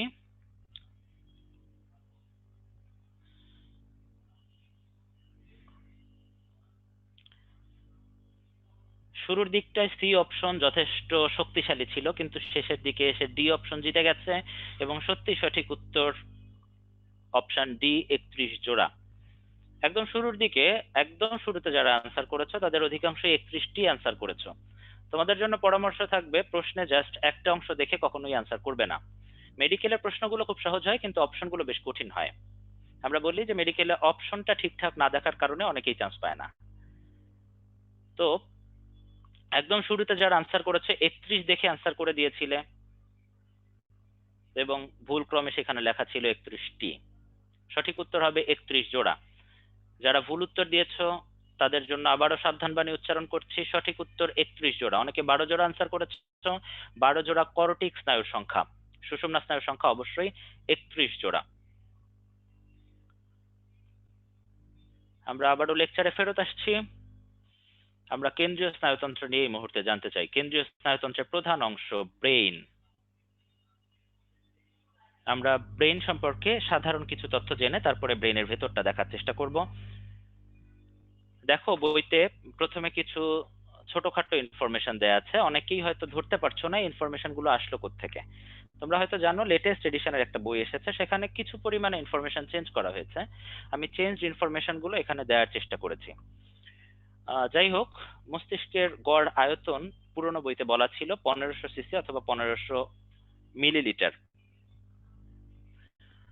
নতুন বইতে মহিলাদের মস্তিষ্কের আয়তনটাও ইনক্লুড করা হয়েছে। তোমরা সবাই জানো ফিমেল বডিতে প্রত্যেকটা অর্গান কিছুটা ছোট হয়, যার কারণে মস্তিষ্কের গড় আয়তন কমে 1300 সিসি হতে পারে মহিলাদের ক্ষেত্রে। গড় ওজন আগের বইতে বলা ছিল 1.36 কেজি, নতুন বইতে বলা আছে গড় ওজন 1.3 টু 1.4 কেজি। এই 1.36 কেজি অথবা 1.3 টু 1.4 কেজি এটা দেহের মোট ওজনের শতকরা 2 ভাগ কভার করে, এবং বিজ্ঞানীরা ধারণা করছেন পুরো মস্তিষ্ক জুড়ে পুরো মস্তিষ্ক জুড়ে 100 বিলিয়ন অথবা 1 লক্ষ কোটি নিউরন আছে। আমি আবারও বলছি, পুরো মস্তিষ্ক জুড়ে 100 বিলিয়ন অথবা 1 লক্ষ কোটি নিউরন আছে। এই তথ্যটা খুবই গুরুত্বপূর্ণ, কারণ এখান থেকেও এর আগে মেডিকেল ভর্তি পরীক্ষায় সম্ভবত 2বার প্রশ্ন হয়েছে, এবং অনেকেরই পুরনো বই, সেখানে ইনফরমেশন ভুল থাকতে পারে। এখানে যেমনটা লেখা আছে এর বাইরে যদি কারো বইয়ে তথ্য থাকে সেক্ষেত্রে কারেকশন করে নাও। আমি আবারও বলছি, নিউরনের সংখ্যা 100 বিলিয়ন অথবা 1 লক্ষ কোটি। আমরা এখন ব্রেনের ভেতরটা দেখার চেষ্টা করব। আমরা যখন একটা ব্রেনকে আলাদা আলাদা অংশে বর্ণনা করার চেষ্টা করব তখন 3টে আলাদা অংশ পাবো। এখানে দেখতে পাচ্ছ তোমরা, সামনের দিকের অংশটা ফোর ব্রেইন অথবা অগ্র মস্তিষ্ক, মাঝখানের খুব ছোট্ট একটা অংশের নাম মিড ব্রেইন অথবা মধ্য মস্তিষ্ক, এবং নিচের দিকে সবশেষ অংশের নাম হাইন্ড ব্রেইন অথবা পশ্চাৎ মস্তিষ্ক। সুতরাং সমগ্র মস্তিষ্ককে আমরা বর্ণনার সুবিধার্থে ফোর ব্রেইন, মিড ব্রেইন এবং হাইন্ড ব্রেইন অর্থাৎ অগ্র, মধ্য এবং পশ্চাৎ এই 3টে আলাদা আলাদা অংশে বিভক্ত করেছি। অগ্র, মধ্য এবং পশ্চাৎ এই প্রত্যেকটা অংশকে আবার আরো কিছু অংশে বিভক্ত করা যায়। যেমন অগ্র মস্তিষ্কের 3টে গুরুত্বপূর্ণ অংশ হলো সেরেব্রাম, থ্যালামাস এবং হাইপোথ্যালামাস। মধ্য মস্তিষ্কের 3টে অংশ আগের বইতে দেয়া ছিল, কর্পোরা কোয়াড্রিজেমিনা, সেরেব্রাল পেডাঙ্কল এবং সেরেব্রাল অ্যাকুইডাক্ট। একদম লেটেস্ট এডিশনের যে বইটা এসেছে সেখানে চতুর্থ আর একটা অংশ সংযুক্ত করা হয়েছে যার নাম টেকটাম। খুবই ইম্পর্টেন্টলি আমি সবাইকে মনোযোগ আকর্ষণ করছি, মধ্য মস্তিষ্কের চতুর্থ একটা অংশ আছে যেটার নাম টেকটাম। এবং পশ্চাৎ মস্তিষ্কের তিনটা অংশ সকলেই জানি, সেরেবেলাম, পন্স এবং মেডুলা অবলঙ্গাটা। অগ্র মস্তিষ্কের যে সেরেব্রাম, থ্যালামাস এবং হাইপোথ্যালামাস রয়েছে, এদের আরো কিছু আলাদা নাম রয়েছে। আমরা সবাই জানি, অথবা হয়তো অনেকেই জানি না, মস্তিষ্কের একটা ল্যাটিন পরিভাষা রয়েছে যেটাকে এনসেফালন বলা হয়। অর্থাৎ মস্তিষ্কের যে কোনো অংশকে আমরা এনসেফালন হিসেবে নামকরণ করতে পারবো। সেরেব্রামকে বলা হয় টেলেনসেফালন এবং থ্যালামাস এবং হাইপোথ্যালামাসকে একত্রে বলা হয় ডায়েনসেফালন। এটা সম্ভবত আলিম স্যারের বইতে দেওয়া আছে, চাইলে ছোট্ট করে তোমরা বইতে লিখে নিতে পারো। সেরেব্রাম, টেলেনসেফালন এবং থ্যালামাস এবং হাইপোথ্যালামাস একত্রে ডায়েনসেফালন। তো যাই হোক, এখন আমরা প্রত্যেকটা অংশ আলাদা আলাদা করে দেখার চেষ্টা করবো। আমরা প্রত্যেকটা অংশের গঠন এবং প্রধানত কাজগুলো সম্পর্কে বিস্তারিত জানার চেষ্টা করছি। প্রথমে আমরা আসছি অগ্র মস্তিষ্কের সেরেব্রামে। সেরেব্রাম আসলে কতটুকু অংশ, এই ছবিটা যদি খেয়াল করো, এখানে ওপরের দিকে যে ব্রাইট অংশটুকু আমরা দেখতে পাচ্ছি, এই ব্রাইট অংশের পুরোটাই আসলে সেরেব্রাম। অগ্র মস্তিষ্কের থ্যালামাস এবং হাইপোথ্যালামাস এটা বাইরে থেকে দেখা যায় না। আমরা যখন মস্তিষ্কের একটা দৈর্ঘ্যচ্ছেদ করব তখন হয়তো পরবর্তীতে দেখতে পাবো। তার আগ পর্যন্ত এই বাইরের যে অংশটুকু দেখতে পাচ্ছ, এই পুরোটা অংশই সেরেব্রাম। এটা দেখে একটা কথা আমরা খুব ইজিলি বলে ফেলতে পারি, সেটা হলো সেরেব্রাম মস্তিষ্কের সবচেয়ে বড় অংশ। কতটা বড়? ওজন করে দেখা গেছে মস্তিষ্কের গড় ওজনের 80% অংশই সেরেব্রাম দখল করে থাকে। এই সেরেব্রামের পৃষ্ঠের দিকে যদি আমরা খুব মনোযোগ দিয়ে লক্ষ্য করি, আমরা এখানে কিছু উঁচু নিচু স্থান দেখতে পাবো। তোমরা খুব ভালো করে খেয়াল করো, এখানে যে উঁচু স্থানগুলো তোমরা দেখতে পাচ্ছ, সেই উঁচু স্থানগুলোকে বলা হয় জাইরাস, বহুবচনে জাইরি, এবং নিচু যে স্থানগুলো রয়েছে অর্থাৎ খাজ কাটা যে অংশগুলো রয়েছে সেগুলোকে বলা হয় সালকাস, বহুবচনে সালকি। নিচের ছবিটা, নিচে ডান দিকের ছবিটা লক্ষ্য করো, খুব সহজেই আমরা বুঝতে পারছি সেরেব্রাম ডান এবং বাম পাশে দুইটা আলাদা আলাদা অর্ধগোলকে বিভক্ত। অর্ধগোলককে ইংরেজিতে হেমিস্ফিয়ার বলা হয়। অর্থাৎ সেরেব্রামের ডান এবং বাম পাশে দুইটা আলাদা আলাদা সেরেব্রাল হেমিস্ফিয়ার পাওয়া যায়।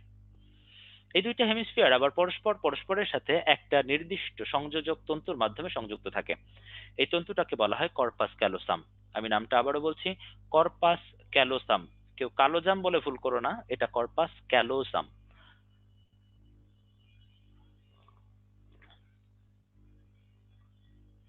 আমরা যদি জাইরাস এবং সালকাস গুলো খুব মনোযোগ দিয়ে লক্ষ্য করি, সেক্ষেত্রে সালকাসের মাধ্যমে আমরা এক একটা সেরেব্রাল হেমিস্ফিয়ারকে 4টা অথবা 5টা আলাদা আলাদা খণ্ডে বিভক্ত অবস্থায় দেখতে পাবো। কি কি সেই খণ্ডগুলো? সেই খণ্ডগুলো এক একটা অস্থির নিচে বসে থাকে। আমরা সবাই অস্থি চ্যাপ্টারে পড়ে এসেছি যে মাথার খুলির অস্থিগুলো হলো ফ্রন্টাল, অক্সিপিটাল, প্যারাইটাল এবং টেম্পোরাল। এই অস্থি বরাবর সেরেব্রামের যে অংশটা থাকে, সেই ছোট ছোট অংশগুলোকে এক একটা লোব নামে নামকরণ করা হয়েছে। সামনের দিকে ফ্রন্টাল লোব, পেছনে অক্সিপিটাল লোব, উপরে প্যারাইটাল লোব এবং নিচে টেম্পোরাল লোব। এখানে পঞ্চম আরেকটি লোবের কথা অনেক বিজ্ঞানী বলে থাকেন, যাকে লিম্বিক লোব বলা হয়ে থাকে। লিম্বিক লোবটা বেসিক্যালি বাইরে থাকে না, এটা ভেতরের দিকে থাকে। আমরা যদি টেম্পোরাল লোবটা এবং প্যারাইটাল লোবটা দুইটা আলাদা করতে পারি, ডিফারেন্সিয়েট করতে পারি, ভেতরের দিকে ঢুকলে আমরা লিম্বিক লোব দেখতে পাবো। যাদের কাছে পুরনো বই তারা কিছুটা কনফিউজড হচ্ছ। আসলে লোবের ব্যাপারটা, এটা একটা মিউজিক্যাল চেয়ারের মতো। একবার মানে কোন এক এডিশনের বইতে 5 লেখা হয়, কোন এডিশনের বইতে 4 লেখা হয়। আমরা নিজেরা যখন পড়েছি তখন 5টা লোব পড়েছি, তারপরে তোমাদের বইতে 4টা লোব ছিল, লেটেস্ট এডিশনের বইটাতে আবার দেখলাম 5টা লোব বলা হয়েছে।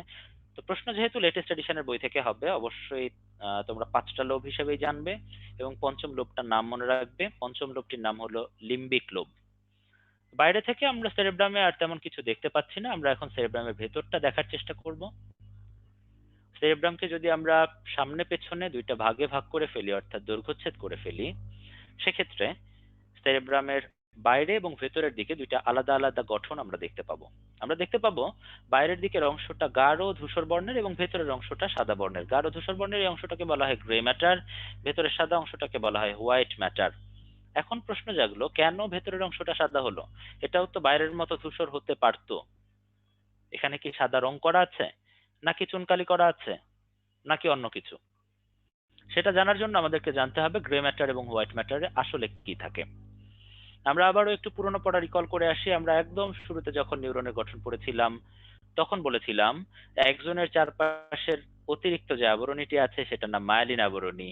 এই মায়েলিন আবরণী চর্বিযুক্ত হওয়ার কারণে এটা দেখতে সাদা দেখা যাবে, এবং যেখানেই মায়েলিন আবরণী থাকবে সেই জায়গাটাও দেখতে সাদা দেখা যাবে। আশা করি সবাই রিকল করতে পারছো। সেরেব্রামের ভেতরে যে জায়গাটাতে হোয়াইট ম্যাটার, সেই জায়গাটাতে প্রকৃতপক্ষে প্রচুর মায়েলিন যুক্ত একজন থাকে, এই কারণে এই জায়গাটা দেখতে সাদা দেখা যায়। এবং বাইরের যে অংশটা, সেখানে কোনো ধরনের একজন থাকে না, সেখানে কোষ দেহ, সিন্যাপস, নিউরোগ্লিয়াল কোষ এরা একসাথে জড়ো হয়ে থাকে। যেহেতু এখানে একজন থাকে না, এই জায়গাটা সাদা হওয়ার কোনো প্রশ্নই আসছে না। আমার মনে হয় আশা করি সবাই বুঝতে পেরেছো। এখান থেকে প্রশ্ন হতে পারে দুই ভাবে। একটা হলো গ্রে ম্যাটারে কি থাকে, হোয়াইট ম্যাটারে কি থাকে। আর একটা হলো মস্তিষ্কের ক্ষেত্রে গ্রে ম্যাটার কোথায় থাকে, ভেতরে নাকি বাইরে, হোয়াইট ম্যাটার কোথায় থাকে, ভেতরে নাকি বাইরে। এটা মনে রাখাটা কিছুটা কঠিন। খুব সহজ একটা বুদ্ধি আছে, আমরা মনে রাখতাম কোকোনাট দিয়ে। কোকোনাট মানে নারকেল, সবাই জানো। তো মস্তিষ্ক অনেকটাই নারকেলের মতো গোল, এবং আমরা জানি যে নারকেলের বাইরের দিকটা ধূসর থাকে, ভেতর দিকটা সাদা থাকে। একইভাবে মস্তিষ্ক বাইরের দিকে ধূসর গ্রে ম্যাটার নিয়ে তৈরি হয়, এবং ভেতর দিকে সাদা হোয়াইট ম্যাটার গঠিত হয়। আমার মনে হয় তোমাদের মনে রাখার জন্য এটা কিছুটা সহজ হবে। সেরেব্রামের গঠনে আর তেমন ইম্পর্টেন্ট কিছু নেই। আমরা এবার চলে যাব সেরেব্রামের কাজে। সেরেব্রামের কাজ সম্পর্কে যদি বলতে চাই, একটা কথায় বলতে পারি আমরা, সেরেব্রাম আমাদের মাস্টার মাইন্ড হিসেবে কাজ করে। আমি আবারও বলছি, সেরেব্রাম আমাদের মাস্টার মাইন্ড হিসেবে কাজ করে। মানে কি? মানে হলো আমরা যখনই যে কাজ করার ইচ্ছা পোষণ করি, আমি আবারও ইচ্ছা শব্দটার উপরে জোর দিচ্ছি, আমরা যখনই যে কাজ করার ইচ্ছা পোষণ করি, উল্টো করে যদি বলতে চাই, তাহলে আমরা যখনই ঐচ্ছিক কোনো কাজ করতে চাই, যেমন আমরা হাঁটতে চাই অথবা কথা বলতে চাই, এ ধরনের কোনো কাজ করতে চাই, তখন সেরেব্রাম সেই কাজটা পালন করে দেওয়ার দায়িত্ব নেয়। কিভাবে? খুব সহজ ব্যাপারটা। সেরেব্রাম প্রথমে বাইরে থেকে বেশ কিছু তথ্য কালেক্ট করে, বেশ কিছু ইনফরমেশন কালেক্ট করে। এই ইনফরমেশন গুলা সেরেব্রামের ভেতরে গিয়ে প্রসেসড হতে থাকে, এখানে বিশ্লেষণ করা হয়। তথ্যটাকে বিশ্লেষণ করে সেরেব্রাম সেই অনুযায়ী প্রত্যেকটা মানুষের ক্ষেত্রে আলাদা আলাদা চিন্তা, চেতনা, বুদ্ধি, এই ব্যাপারগুলো তৈরি করে, এবং চিন্তা, বুদ্ধি এর উপর ভিত্তি করে সেই মানুষটা একটা নির্দিষ্ট সিদ্ধান্ত গ্রহণ করে। সেই সিদ্ধান্তটা বাস্তবায়ন করার জন্য ফাইনালি ঐচ্ছিক পেশির কাছে নিউজ পাঠানো হয়, এবং ঐচ্ছিক পেশি সংকোচন অথবা প্রসারণের মাধ্যমে এই নিউজটা বাস্তবায়ন করে।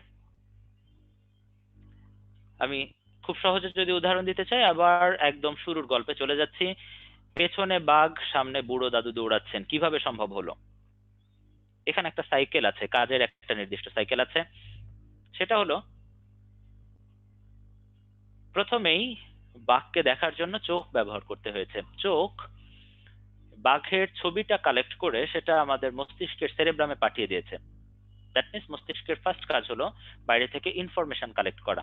সেরেব্রাম বাঘের ছবিটা বিশ্লেষণ করছে, বিশ্লেষণ করে সেরেব্রাম বুঝতে পেরেছে যে এটা একটা বাঘ, এটা আমাদের জন্য ক্ষতিকর, বাঁচতে হলে পালাতে হবে। পালাতে হলে কি করতে হবে? পায়ের পেশি সঞ্চালন করতে হবে।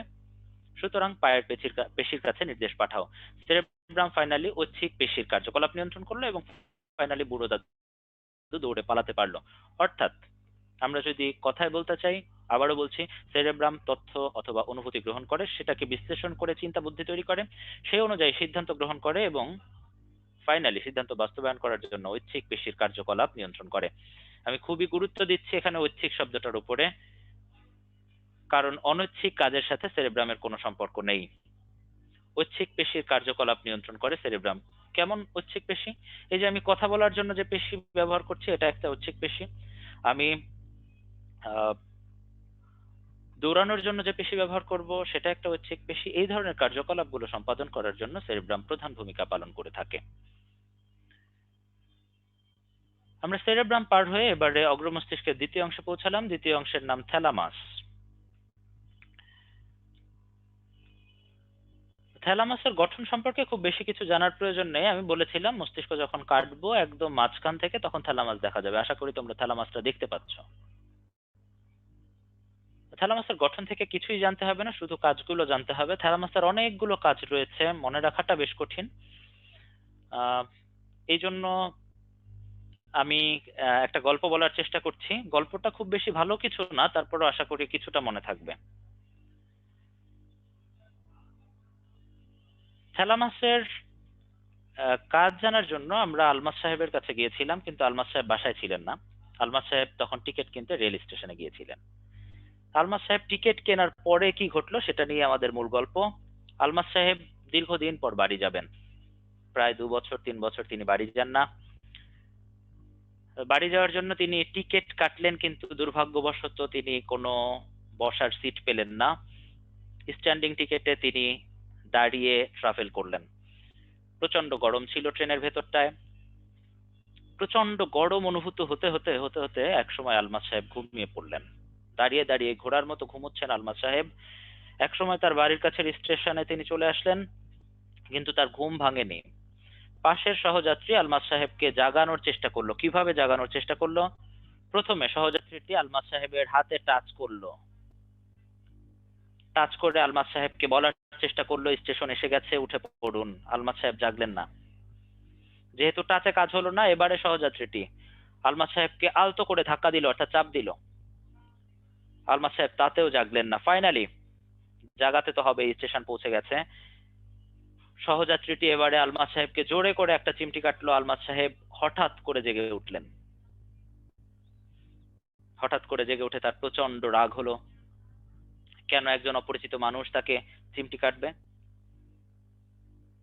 যদিও প্রচন্ড রাগ হলো, তার ইচ্ছে করছিল সহযাত্রীটিকে একটি থাপ্পড় বসিয়ে দিতে, কিন্তু আলমাস সাহেবের ব্যক্তিত্ব খুবই প্রবল।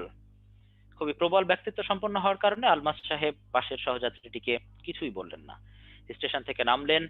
নামার পরে স্টেশনের পাশে বাড়ির দিকে যখন তিনি তাকালেন, দীর্ঘ 2 বছর পরে বাড়িতে আসা প্রচন্ড আবেগে ভারাক্রান্ত হয়ে পড়লেন আলমাস সাহেব। এবং আমাদের গল্পের এখানে ইতি ঘটল। এই গল্প থেকে আমরা কি কি পেলাম? আমরা যদি একদম শুরু থেকে আসি, আলমাস সাহেব ট্রেনে ওঠার পরেই তার প্রথম যে অনুভূতিটি ছিল সেটা হচ্ছে প্রচন্ড গরম। এই গরমের অনুভূতি অর্থাৎ তাপীয় অনুভূতি কন্ট্রোল করছে থ্যালামাস। ঘুমিয়ে গেলেন আলমাস সাহেব। তাকে জাগানোর জন্য তার সহযাত্রী তাকে বিভিন্ন অনুভূতি দেওয়ার চেষ্টা করলো। প্রথমে টাচ করা হলো, অর্থাৎ স্পর্শ অনুভূতি কন্ট্রোল করবে থ্যালামাস। নাম্বার 2, স্পর্শে কাজ হলো না, চাপ দিলেন অর্থাৎ ধাক্কা দিলেন। চাপ অনুভূতি অর্থাৎ ধাক্কার অনুভূতি কন্ট্রোল করবে থ্যালামাস। তাতেও কাজ হলো না, সবশেষে চিমটি কাটতে হলো অর্থাৎ যন্ত্রণা দিতে হলো। এই যন্ত্রণা অনুভূতি কন্ট্রোল করবে থ্যালামাস। এই ধরনের তাপ, চাপ, স্পর্শ, যন্ত্রণা যত অনুভূতি রয়েছে, এই ধরনের স্থূল অনুভূতিগুলো কন্ট্রোল করবে থ্যালামাস। আলমাস সাহেব এবার ঘুম থেকে ধর্মরিয়ে হঠাৎ করে জেগে উঠলেন। এই হঠাৎ করে জেগে ওঠার ব্যাপারটাও কন্ট্রোল করবে থ্যালামাস। জেগে ওঠার পরে থাপ্পড় দিতে ইচ্ছে হলেও তিনি থাপ্পড় দিলেন না, কারণ তার ব্যক্তিত্ব প্রবল। এই ব্যক্তিত্বের ব্যাপারটাও কন্ট্রোল করবে থ্যালামাস। এবং সবশেষে তিনি রেল স্টেশনে নামলেন, অর্থাৎ থ্যালামাস রিলে স্টেশন হিসেবে কাজ করবে। রিলে স্টেশন জিনিসটা কি সেটাতে পরে আসছি। সবশেষে আলমাস সাহেব বাড়ির দিকে তাকিয়ে প্রচন্ড আবেগে ভারাক্রান্ত হয়ে পড়লেন। এই আবেগের কেন্দ্র হিসেবেও কাজ করবে থ্যালামাস। এখন আমরা আসছি রিলে স্টেশন ব্যাপারটা কি সেটার সংক্ষিপ্ত একটা ব্যাখ্যায়। রিলে স্টেশন মানে হলো মধ্যবর্তী একটা স্টেশন। কিছুক্ষণ আগে আমরা বলেছি যে সেরেব্রাম আমাদের সকল অনুভূতি গ্রহণ করে। জাস্ট ফর এক্সাম্পল, চোখ থেকে কোনো একটা ছবি সেরেব্রামে পৌঁছাবে, কিন্তু সেটা সরাসরি সেরেব্রামে যায় না। সেই ছবিটা প্রথমে থ্যালামাসে যায়, থ্যালামাস সেটাকে সেরেব্রামে পাঠায়। অর্থাৎ থ্যালামাস যে কোনো একটা অনুভূতির জন্য মধ্যবর্তী জায়গা হিসেবে কাজ করে। এই মধ্যবর্তী জায়গাটাকে বলা হচ্ছে রিলে স্টেশন। আশা করি সবাই থ্যালামাসের কাজগুলো বুঝতে পেরেছো। মনে রাখার চেষ্টা করো, মনে না থাকলে আলমাস সাহেবের কথা মনে করো। আমরা এবারে চলে আসছি থ্যালামাসের ছোট ভাইয়ের কাছে। থ্যালামাসের ঠিক নিচেই থ্যালামাসের আর একটা ছোট ভাই আছে, যার নাম হাইপোথ্যালামাস। হাইপোথ্যালামাসের গঠন সম্পর্কে দুইটা কথা জানতেই হবে। প্রথমত, হাইপোথ্যালামাস সেরেব্রামের লিম্বিক অংশের সাথে সংযুক্ত থাকে। দ্বিতীয়ত, থ্যালামাস নিচের দিকে একটা সূক্ষ্ম গ্রন্থির সাথে সংযুক্ত থাকে, যার নাম পিটুইটারি গ্রন্থি। যেহেতু এটা গ্রন্থির সাথে সংযুক্ত থাকে, অবশ্যই এটার হরমোন রিলেটেড কোনো না কোনো একটা ফাংশন আছে। কি সেই ফাংশন আমরা খুব বেশি বিস্তারিত ব্যাখ্যায় যাচ্ছি না, ব্যাখ্যা আগামী দিন। শুধু এতটুকুই বলে রাখছি, থ্যালামাস ভ্যাসোপ্রেসিন এবং অক্সিটোসিন নামের দুইটা হরমোন ক্ষরণ করে। যেহেতু হাইপোথ্যালামাস নিউরন দিয়ে তৈরি হয়, এখান থেকে যে হরমোনগুলো খরিত হয় এই হরমোনগুলোকে বলা হবে নিউরো হরমোন। অর্থাৎ এক কথায় হাইপোথ্যালামাস ভ্যাসোপ্রেসিন এবং অক্সিটোসিন নামের দুইটি নিউরো হরমোন ক্ষরণ করে। হাইপোথ্যালামাসের বাকি কাজগুলো জানার জন্য আমরা থ্যালামাসের সাথে কম্প্যারিজনে যাব। হাইপোথ্যালামাস যেহেতু থ্যালামাসের ছোট ভাই, এখানে অনেক কাজেই বেশ মিল খুঁজে পাবো আমরা। যেমন আমরা যদি শুরুতেই আসি, থ্যালামাসের ফার্স্ট কাজ আমরা বলেছিলাম তাপ অনুভূতি নিয়ন্ত্রণ করা। হাইপোথ্যালামাসের কাজ হবে খুব কাছাকাছি দেহ তাপ নিয়ন্ত্রণ করা। দুইটার মধ্যে ডিফারেন্স অনেকেই বুঝতে পারছো না, আমি বুঝিয়ে দিচ্ছি। থ্যালামাসের কাজ হলো ঠান্ডা গরম এই অনুভূতিটা বুঝতে পারা, অর্থাৎ বাইরের পরিবেশের তাপীয় অনুভূতি পাওয়া। আর হাইপোথ্যালামাসের কাজ হলো দেহের নিজস্ব টেম্পারেচার কত থাকবে, 100 ডিগ্রি ফারেনহাইট নাকি অনেক বেশি নাকি অনেক কম, এই ব্যাপারটা কন্ট্রোল করা। থ্যালামাসের পরবর্তী কাজ আমরা পড়েছিলাম, থ্যালামাস স্থূল অনুভূতি নিয়ন্ত্রণ করবে, অর্থাৎ চাপ, স্পর্শ, যন্ত্রণা এই অনুভূতিগুলো কন্ট্রোল করবে। হাইপোথ্যালামাস সূক্ষ্ম অনুভূতি কন্ট্রোল করবে। সূক্ষ্ম অনুভূতি মানে কি? ভালো লাগা, খারাপ লাগা, হাসি, কান্না, ক্ষুধা, তৃষ্ণা, রাগ, ভালোবাসা, এই ধরনের যত ফিলিং আছে, আমরা যেগুলোকে সহজ ইংরেজিতে ফিলিং বলে থাকি, এই ফিলিং গুলো কন্ট্রোল করছে হাইপোথ্যালামাস। থ্যালামাসের পরবর্তী কাজ আমরা পড়েছিলাম, থ্যালামাস ঘুম থেকে হঠাৎ জেগে উঠতে সাহায্য করে। তাহলে হাইপোথ্যালামাস কি করবে? হাইপোথ্যালামাস ঘুম থেকে নিয়মিত জেগে উঠতে সাহায্য করবে। মানে কি? মানে হলো আমরা প্রতিদিন যে একটা নির্দিষ্ট সময় ঘুম থেকে উঠি, আমাদের একটা রুটিন আছে, আমাদের ব্রেইনে একটা রুটিন সেট করা আছে যে আমরা এই নির্দিষ্ট সময় ঘুমাবো, নির্দিষ্ট সময় ঘুম থেকে উঠবো। এই ব্যাপারটা কন্ট্রোল করে হাইপোথ্যালামাস। এই জন্য হাইপোথ্যালামাসের খুব সুন্দর একটা নাম রয়েছে, ইংরেজিতে বলা হয় বায়োলজিক্যাল ক্লক, বাংলাতে বলা হয় জীবতাত্ত্বিক ঘড়ি। আবারও বলছি, হাইপোথ্যালামাসকে জীবতাত্ত্বিক ঘড়ি বলা হয়ে থাকে। সবশেষ কাজ থ্যালামাসের ক্ষেত্রে আমরা পড়েছিলাম, থ্যালামাস আবেগের কেন্দ্র হিসেবে কাজ করে, হাইপোথ্যালামাস স্বয়ংক্রিয় স্নায়ু কেন্দ্রের কেন্দ্র হিসেবে কাজ করে। That's all. অনেকেই কিছু কিছু জায়গায় বুঝতে পারছো না যে আসলে আবেগ আবার অন্যদিকে ভালোবাসা। মস্তিষ্কের ক্ষেত্রে একটা ব্যাপার হলো, কোনো একটা অংশই পুরোপুরি স্বয়ং সম্পূর্ণ না, একটা অংশই যে সকল কাজ টোটালি করে ফেলতে পারবে ব্যাপারটা সম্ভব না। এই জন্য কিছু কাজ ওভারল্যাপ হয়, কিন্তু দিতে হবে এক্সাক্ট শব্দগুলো জানা প্রয়োজন, এই জন্য আমি এভাবে ব্যাখ্যা করেছি। যা হোক, হাইপোথ্যালামাস শেষ হলো। আহ পরবর্তী অংশে যাওয়ার আগে আমি আরেকটা পোল থ্রো করতে চাই। Be prepared everyone.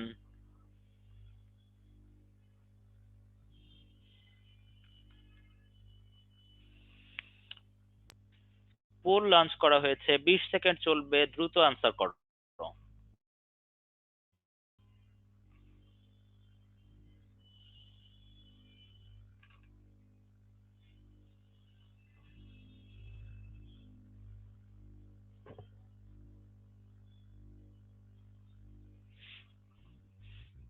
বিশ সেকেন্ড অতিক্রান্ত হয়েছে, পোল এন্ড করে দিচ্ছি। স্বাভাবিকভাবে অধিকাংশই সঠিক উত্তর দিয়েছো। হাইপোথ্যালামাসের কাজ হলো ভালোবাসা নিয়ন্ত্রণ করা। অনেকেই তাপ অনুভূতিতে শুরুতেই অ্যান্সার করেছো, তাদের জন্য আবারও বলছি, শুধু একটা শব্দ দেখে কখনো আনসার করবে না, টোটাল অপশনটা ভালো করে পড়বে। তাপ অনুভূতি আসলেই সেটা থ্যালামাস, দেহ তাপ হাইপোথ্যালামাস। আবেগ অ্যান্সার করেছো অনেকে, আমি আগেই বলেছি আবেগে ভারাক্রান্ত হয়ে যাওয়া আলমাস সাহেবের কাজ, দ্যাট মিনস এটা থ্যালামাসের কাজ। ব্যক্তিত্ব কন্ট্রোল করে থ্যালামাস, কিছুক্ষণ আগে আমরা পড়ে এসেছিলাম। বাকি থাকে ভালোবাসা, এই সকল ভালোবাসা কন্ট্রোল করে হাইপোথ্যালামাস। Thank you everyone. আমরা পরবর্তী অংশে চলে যাচ্ছি। হাইপোথ্যালামাসের মধ্য দিয়ে আমাদের অগ্র মস্তিষ্ক শেষ হয়েছে, আমরা এবারে মধ্য মস্তিষ্কে যেতে চাই।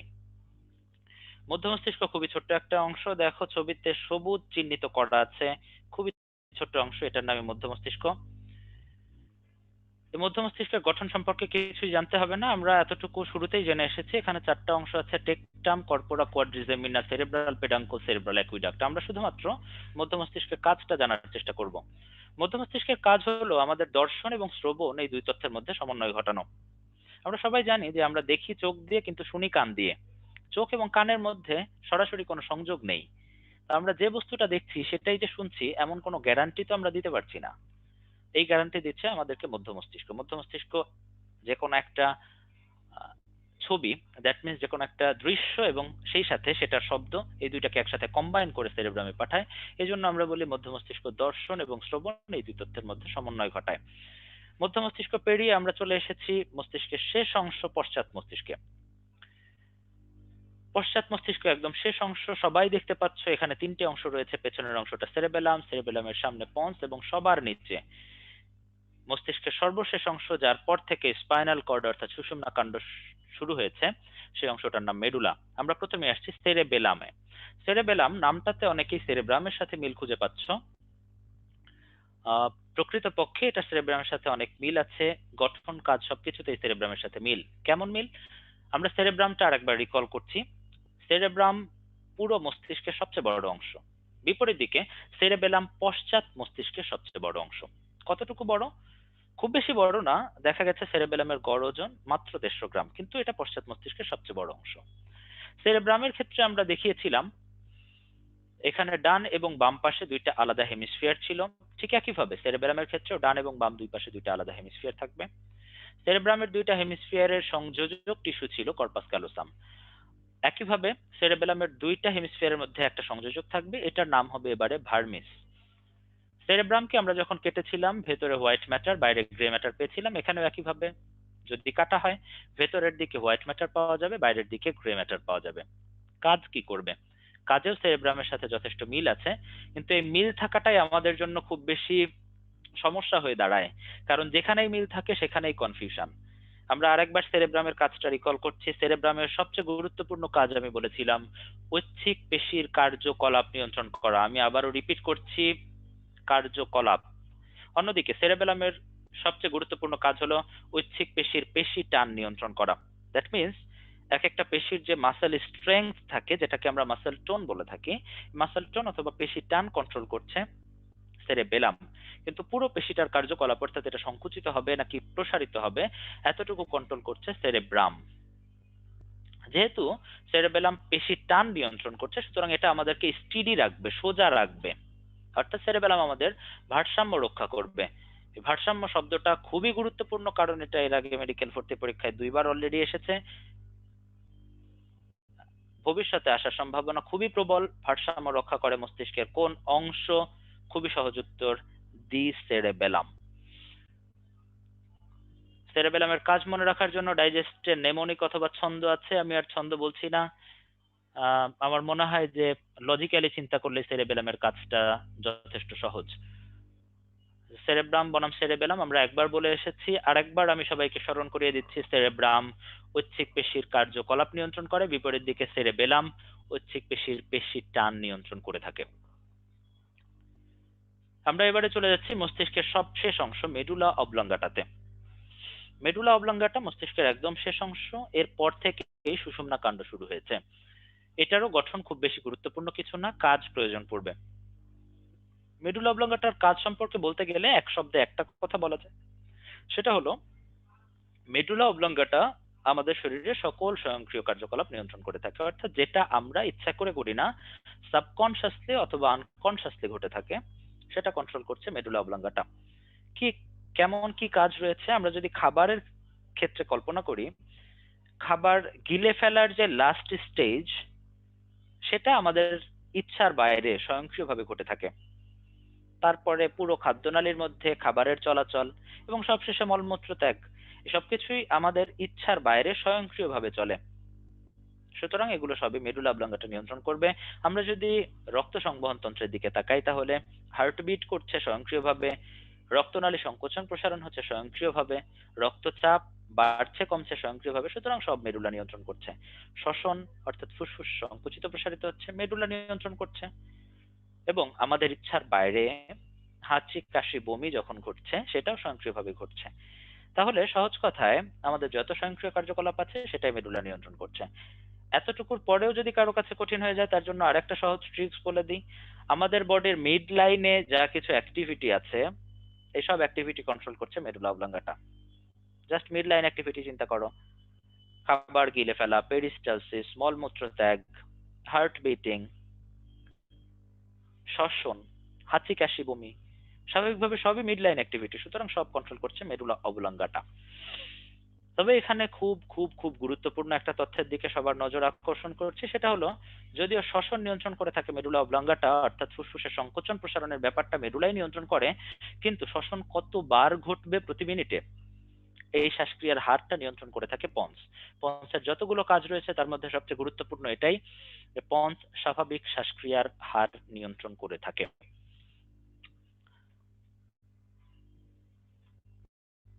আমরা মস্তিষ্কের বিভিন্ন অংশের কাজগুলো সম্পর্কে জানলাম। কাজগুলো সম্পর্কে আমি আরেকবার বলছি।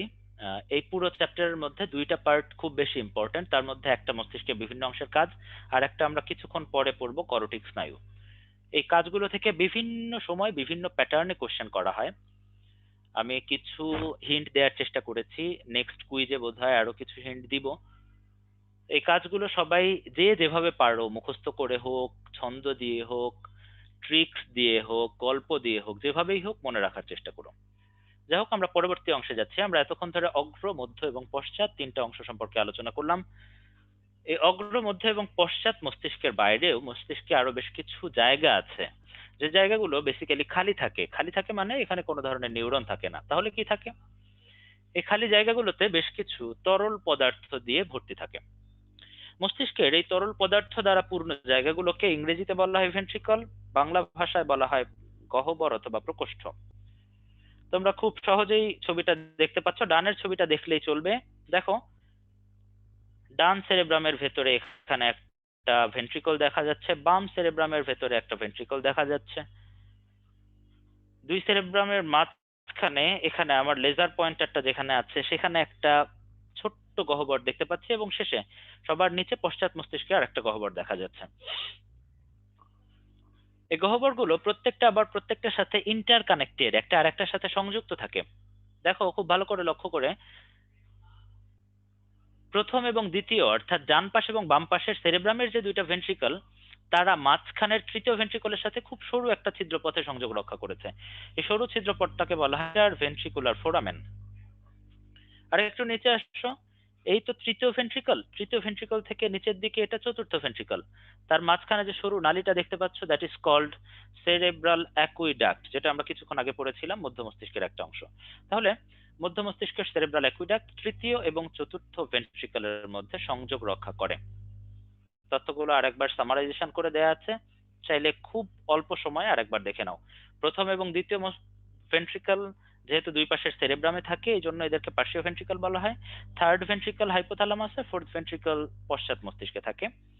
প্রথম এবং দ্বিতীয় তৃতীয়র সাথে ইন্টারভেন্ট্রিকুলার ফোরামেন দিয়ে সংযোগ রক্ষা করে। অন্যদিকে তৃতীয় এবং চতুর্থ পরস্পরের মধ্যে সেরেব্রাল অ্যাকুইডাক্টের মাধ্যমে সংযোগ রক্ষা করে। That's all about ventricle. আমরা পরবর্তী অংশে যাওয়ার আগে আরো কিছু কুইজ টাইম পার করব। সরাসরি কুইজ দেওয়া হয়েছে, চ্যাট বক্সে অ্যান্সার করতে হবে। চ্যাট বক্সে সবাই অ্যান্সার করো। শ্বাসক্রিয়ার হার নিয়ন্ত্রণ করে মস্তিষ্কের কোন অংশ?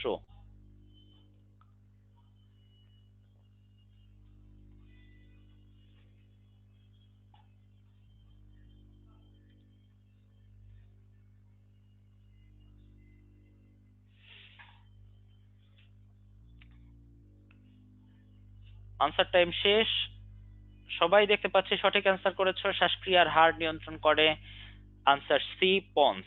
কিন্তু কেউ কেউ ভুল করেছো স্বাভাবিকভাবেই, অনেকেই আনসার করেছো মেডুলা অবলঙ্গাটা। আমি কিছুক্ষণ আগে সতর্ক বার্তা দিয়েছিলাম যে মেডুলা অবলঙ্গাটা শ্বসন নিয়ন্ত্রণ করলেও শ্বাসক্রিয়ার হার নিয়ন্ত্রণ করবে পন্স। নেক্সট কুইজ, খুব অল্প সময়ের মধ্যে আনসার করতে হবে। ভারসাম্যের সাথে জড়িত মস্তিষ্কের কোন অংশ? A cerebrum, B cerebellum, C pons, D hypothalamus.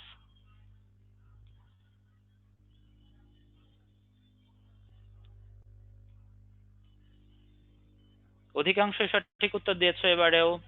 সঠিক উত্তর বি সেরেবেলাম। যদিও কেউ কেউ ভুল আনসার করেছো, কেউ কেউ হাইপোথ্যালামাস বলার চেষ্টা করছো, কেউ সেরেব্রাম বলার চেষ্টা করছো। সবাইকে স্মরণ করিয়ে দিই, ভারসাম্যের সাথে জড়িত মস্তিষ্কের সেরেবেলাম।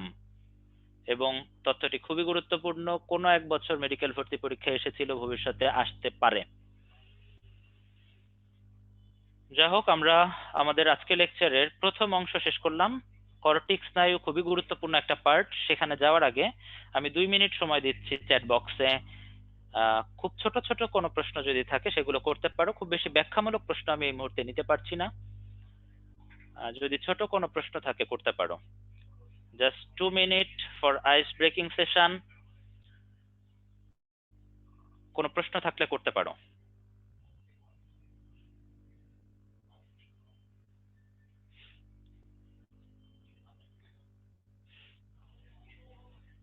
অনেকেই প্রশ্ন করেছো মায়ালিন এবং নিউরেলিমা এর মধ্যে পার্থক্য কি। যদি আমি নিউরেলিমা নামটি বলিনি, তারপরে বলছি মায়ালিন এবং নিউরেলিমা দুইটি আলাদা স্তর। মায়ালিন স্তরের বাইরের দিকে যে আবরণী থাকে এটাকে নিউরেলিমা বলা হয়।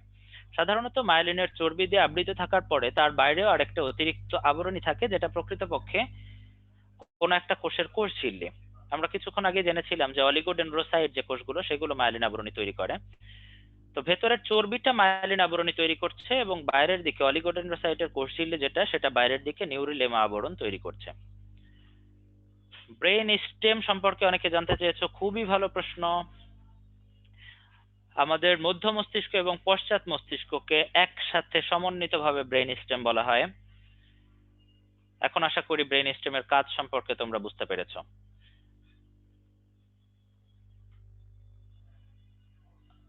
কেউ কেউ প্রশ্ন করেছো এপেন্ডাইমার কাজ কি, অলরেডি একবার বলা হয়েছে। এপেন্ডাইমা মস্তিষ্কের ভেতরে তরল পদার্থ ক্ষরণ করে। মেনিনজাইটিসের ব্যাপারে প্রশ্ন করেছো। মেনিনজাইটিস হচ্ছে মেনিনজেসের প্রদাহজনিত রোগ, যেটা নাইজেরিয়া মেনিনজিটাইটিস নামের একটা জীবাণুর দ্বারা সংঘটিত হয়। পেরিস্টালসিস জানতে চেয়েছো অনেকে। পেরিস্টালসিস অর্থ হলো খাদ্যনালীর সংকোচন প্রসারণ। লোবের ব্যাপারটা বুঝিনি। লোব মানে হলো সেরেব্রামের ছোট ছোট খণ্ড। সেরেব্রামকে আমরা আরো যে 5টা আলাদা ছোট অংশে বিভক্ত করলাম, দ্যাট ইজ কল্ড লোব। মস্তিষ্কের জীবাণুটা ব্যাকটেরিয়া নাকি ভাইরাস? এটা একটা ব্যাকটেরিয়া।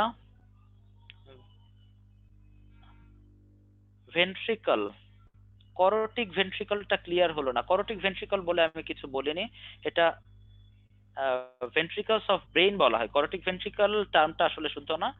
ভেন্ট্রিকল হচ্ছে মস্তিষ্কের ভেতরে ফাঁকা জায়গা যেখানে তরল দ্বারা পূর্ণ থাকে। জাস্ট লাইক হার্টের ভেতরে যেমন ফাঁকা জায়গা রক্ত দিয়ে পূর্ণ থাকে, মস্তিষ্কের ভেতরে ফাঁকা জায়গাটা তরল দিয়ে পূর্ণ থাকে।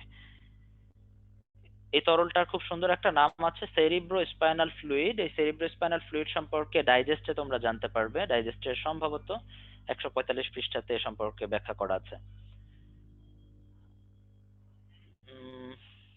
লিম্বিক সিস্টেম কি? লিম্বিক সিস্টেম হচ্ছে সেরেব্রামের একটা পার্ট যেটা হাইপোথ্যালামাসের সাথে সংযুক্ত থাকে এবং হাইপোথ্যালামাসকে বিভিন্ন ধরনের ভালোবাসা, রাগ এগুলো কন্ট্রোল করতে সাহায্য করে। আমি আর কোনো প্রশ্ন নিচ্ছি না, আপাতত চ্যাট বক্স বন্ধ। আমরা আবার পড়াশোনায় ফেরত আসি। আমাদের নেক্সট টপিক করোটিক স্নায়ু। মস্তিষ্ক থেকে যে স্নায়ুগুলো তৈরি হয় সেগুলোকে করোটিক স্নায়ু বলা হয়। করোটিক স্নায়ু সম্পর্কে বইতে একটা চার্ট দেয়া আছে। বলা হয় যে জুওলজি বইতে সবচেয়ে গুরুত্বপূর্ণ পার্ট হলো করোটিক স্নায়ুর চার্ট। এবং কোনো এক পৃষ্ঠা থেকে যদি একটা প্রশ্ন আসার গ্যারান্টি দেয়া যায় সেটা হলো করোটিক স্নায়ুর চার্ট। যদিও 100% গ্যারান্টি আমরা কেউই দিতে পারি না, তারপরও প্রায় প্রতি বছরই এখান থেকে একটা না একটা প্রশ্ন থাকবেই। করোটিক স্নায়ুর চার্টটা অনেক জটিল। আমরা এখান থেকে বেসিক্যালি কি কি পড়বো অনেকেরই জানার কৌতূহল থাকে। আমরা এখান থেকে নাম পড়বো, কাজ পড়বো, প্রকৃতি পড়বো এবং শাখা পড়বো। নাম শব্দটা শুনেই অনেকে নাক সিটকাচ্ছে, এটা আবার খুব সিরিয়াস কিছু হলো নাকি, মনে রাখা খুব তো কঠিন কিছু না। নাম মনে রাখা হয়তো কঠিন কিছু না, কিন্তু সিরিয়াল ওয়াইজ মনে রাখাটা বেশ কঠিন এবং বেশিরভাগ প্রশ্নই হয় নামের সিরিয়াল থেকে। কিভাবে প্রশ্ন হয় আমি জাস্ট একটা এক্সাম্পল দিই। ধরো বলা হলো 3 নাম্বার করোটিক স্নায়ু কোনটি, অথবা অডিটরি স্নায়ুটি কত নং করোটিক স্নায়ু, এভাবে প্রশ্ন করা হতে পারে। সেই জন্য সিরিয়াল ওয়াইজ নাম মাস্ট মনে রাখতেই হবে। সিরিয়াল ওয়াইজ নাম মনে রাখার জন্য অনেক রকম ছন্দ নেমনিক আছে, এক একজন এক একটা ছন্দ জানো। তারপরে যদি কারোর প্রয়োজন পড়ে ডাইজেস্ট দেখে নেবে। আমি এই মুহূর্তে ছন্দের দিকে যাচ্ছি না। আমার যেটা ব্যক্তিগত পরামর্শ সেটা হলো নেক্সট 7 দিন তোমরা প্রতিদিন 15 মিনিট করে সময় দাও। জাস্ট ছোটবেলায় কবিতা মুখস্থ করতে যেভাবে, ওইভাবে নামগুলো সিরিয়াল ওয়াইজ মুখস্থ করতে ফেলো। ছন্দ ব্যবহার করলে অনেক সময় ভুল হওয়ার আশঙ্কা থাকে। তো যাই হোক, নামটা সিরিয়াল ওয়াইজ মুখস্থ করতে পারলে এরপরে কাজ এবং প্রকৃতি একসাথে পড়তে হবে। কিভাবে? আমরা কাজ পড়লেই সাধারণত প্রকৃতিটা বুঝতে পারবো। কিভাবে বুঝতে পারবো পরে ব্যাখ্যা করছি। এবং সবশেষে 3-4টা স্নায়ুর শাখা বইতে দেওয়া আছে, এই শাখাগুলো প্রয়োজন পড়বে। আমরা প্রকৃতিটা আগে একটু দেখে যাই। কিভাবে আমরা কাজ থেকে প্রকৃতি বুঝতে পারবো? আমরা সবাই জানি যে স্নায়ুগুলো বেসিক্যালি 3 প্রকৃতির হতে পারে। নাম্বার 1 সংবেদী অথবা সেন্সরি, নাম্বার 2 মোটর অথবা চেষ্টি, আর নাম্বার 3 মিক্সড অথবা মিশ্র। সংবেদী স্নায়ুটা কি? সংবেদী স্নায়ু হচ্ছে অনুভূতিবাহী স্নায়ু, অর্থাৎ অনুভূতি বহন করে এরকম কথা যদি কোথাও থাকে সেটা অবশ্যই সংবেদী স্নায়ু। খুব সহজ এক্সাম্পল ধরো আমি দিলাম, আমাদের চোখ থেকে একটা ছবি মাথায় যাওয়ার জন্য তো অবশ্যই একটা অনুভূতিবাহী স্নায়ুর প্রয়োজন পড়বে। তো চোখ থেকে যে স্নায়ুটা একটা ছবিকে মস্তিষ্কে বহন করে নিয়ে যাবে, সেটা অবশ্যই সংবেদী স্নায়ু হবে। ঠিক উল্টো কাজটা করে চেষ্টীয়। চেষ্টীয় স্নায়ুর কাজ কি? এটা নির্দেশ বহন করে। দ্যাট মিনস মস্তিষ্ক থেকে কোনো একটা কাজ করার জন্য কোনো একটা অঙ্গে, সেটা হতে পারে হাত, হতে পারে পা, সেখানে নির্দেশ নিয়ে আসে। এবং কিসের নির্দেশ এটা? অধিকাংশ সময় এটা পেশি সঞ্চালন করার নির্দেশ হয়। অর্থাৎ সহজ কথায় আমরা যদি কোথাও পেশি সঞ্চালন, বিচলন, নরণ এই জাতীয় শব্দগুলো পাই, দ্যাট ইজ কল্ড চেষ্টীয় স্নায়ু। ইংরেজিতে বলা হয় মোটর স্নায়ু। এবং কোনো একটা স্নায়ু যদি একই সাথে দুই ধরনের কাজই করে, সেটা হবে মিশ্র স্নায়ু। এখন আমরা নামগুলো একবার করে পড়ে যাব এবং আমি যেভাবে বললাম এভাবে বাসায় মুখস্থ করার চেষ্টা করবে সবাই। চেষ্টা না, বেসিক্যালি মুখস্থ, ঠোঁটস্থ, অন্তস্থ যা ইচ্ছা করে রাখতে হবে। নামগুলো একবার আমি বলছি: olfactory, optic, oculomotor, trochlear, trigeminal, abducens, facial, auditory, glossopharyngeal, vagus, accessory and hypoglossal. এবারে আমরা কাজে চলে যাচ্ছি। সবগুলো স্নায়ুর কাজ সমানভাবে গুরুত্বপূর্ণ না, আমি গুরুত্বপূর্ণ কাজগুলো এখানে দেখানোর চেষ্টা করেছি। মোস্ট ইম্পর্টেন্ট তিনটা বেসিক অনুভূতিবাহী স্নায়ু। তিনটা বেসিক অনুভূতি কি কি আমরা সবাই জানি। চোখ, কান এবং নাক, এই তিনটা হচ্ছে আমাদের বেসিক তিনটা ইন্দ্রিয়। চোখ দিয়ে আমরা দেখি, এই দেখার অনুভূতি বহন করার জন্য যে স্নায়ু থাকে সেটার নাম অপটিক স্নায়ু। নাম থেকেই আমরা কিছুটা বুঝতে পারছি, অপটিক নামটাতে কেমন যেন একটা চশমা চশমা গন্ধ আছে। দ্বিতীয়ত কান। কান যখনই আসে সেখানেই অডিও শব্দটা আছে, এবং অডিটরি নামটাতেই একটা অডিও অডিও গন্ধ সবাই পাচ্ছ। সুতরাং অডিটরি স্নায়ুর বেসিক কাজ হবে শ্রবণ অনুভূতি, অর্থাৎ যে কোনো একটা শোনার অনুভূতি মস্তিষ্কে বহন করে নিয়ে যায়। এবং আজকে থেকে আরেকটা কথা মাথার মধ্যে একদম গেঁথে নাও, সেটা হলো যেখানেই শ্রবণ পাবে সেখানে শ্রবণের আর একটা যমজ ভাই চলে আসবে, তার নাম হলো ভারসাম্য অনুভূতি। অর্থাৎ যেখানেই শ্রবণ অনুভূতি থাকবে সেখানেই পাশাপাশি ভারসাম্য অনুভূতি থাকবে। কান থেকে আমরা বেসিক্যালি দুইটা অনুভূতি গ্রহণ করি, একটা শ্রবণ আর একটা ভারসাম্য অনুভূতি। এই অনুভূতি দুইটা বহন করে অডিটরি স্নায়ু। এবং সবশেষে অলফ্যাক্টরি স্নায়ু। সব শেষে না, বেসিক্যালি এটা সবার শুরুতে, 1 নাম্বার স্নায়ু অলফ্যাক্টরি। এটার কাজ হলো পৃথিবীর যত পারফিউম ফ্যাক্টরি আছে সব পারফিউম ফ্যাক্টরির পারফিউমের ঘ্রাণ উদ্দীপনা মস্তিষ্কে পৌঁছানো। জাস্ট নট দ্য পারফিউম, যত ডাস্টবিন আছে সেগুলোর ঘ্রাণ উদ্দীপনাও মস্তিষ্কে পৌঁছায় অ্যাবসলিউটলি। সহজ কথায় সকল ঘ্রাণ উদ্দীপনা মস্তিষ্কে পৌঁছাবে অলফ্যাক্টরি স্নায়ু।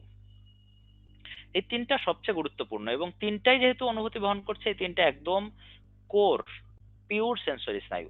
এরপরে আমরা আসছি তিনটা স্পেশাল স্নায়ুতে, নাম্বার 3, 4 অ্যান্ড 6।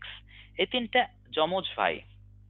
যমজ ভাই বললে ভুল হবে, এরা অনেকটা ওই রকম যে মানে এক আত্মা তিন প্রাণ এই টাইপের, মানিক জোর। তো এই তিন ভাই কি করে? এই তিন ভাইয়ের একটাই কাজ, সেটা হলো চোখ যখন বিভিন্ন দিকে নড়াচড়া করতে চায়, এই চোখের যে আইবলটা আছে, আইবল অর্থাৎ অক্ষিগোলকে সঞ্চালন নিয়ন্ত্রণ করা। তো যেহেতু এরা সঞ্চালন নিয়ন্ত্রণ করছে, এই তিনটা স্নায়ু একদম পিওর মোটর। এবারে আমরা আসছি আরো তিনটা স্নায়ুর ক্ষেত্রে, কিছুটা গুরুত্বপূর্ণ। প্রথমে আমরা আসি ফেসিয়াল। ফেস মানে মুখ, সবাই জানো। মুখের ভেতরে প্রধানত দুইটা জিনিসই থাকে, জিহ্বা থাকে আর দাঁত থাকে। জিহ্বার কাজ স্বাদ গ্রহণ করা, দাঁতের কাজ চর্বণ করা। তাহলে ফেসিয়াল স্নায়ুর কাজ হচ্ছে স্বাদ গ্রহণ এবং চর্বণ। যেহেতু চর্বণের জন্য নির্দেশ পাঠাতে হবে, দ্যাট মিনস এখানে একটা মোটর কাজ আছে, আবার স্বাদ গ্রহণের মতো একটা সেন্সরি কাজও আছে। অর্থাৎ ফেসিয়াল স্নায়ুটা একই সাথে সেন্সরি মোটর, অর্থাৎ মিক্সড। স্বাদ গ্রহণের ব্যাপারটা যেহেতু চলেই আসলো, স্বাদ গ্রহণের জন্য আরেকটা স্নায়ু কাজ করে, এটার নাম গ্লসোফ্যারিঞ্জিয়াল। মনে রাখবো কিভাবে? গ্লস তো শব্দটার অর্থই জিহ্বা, এই অর্থটা মনে রাখতে হবে। তো গ্লসোফ্যারিঞ্জিয়াল স্নায়ু এটা স্বাদ গ্রহণের পাশাপাশি জিহ্বাতে আরেকটা কাজ করে, সেটা হলো জিহ্বাকে কিছু পরিমাণে ডানে বামে নাড়াতে পারে।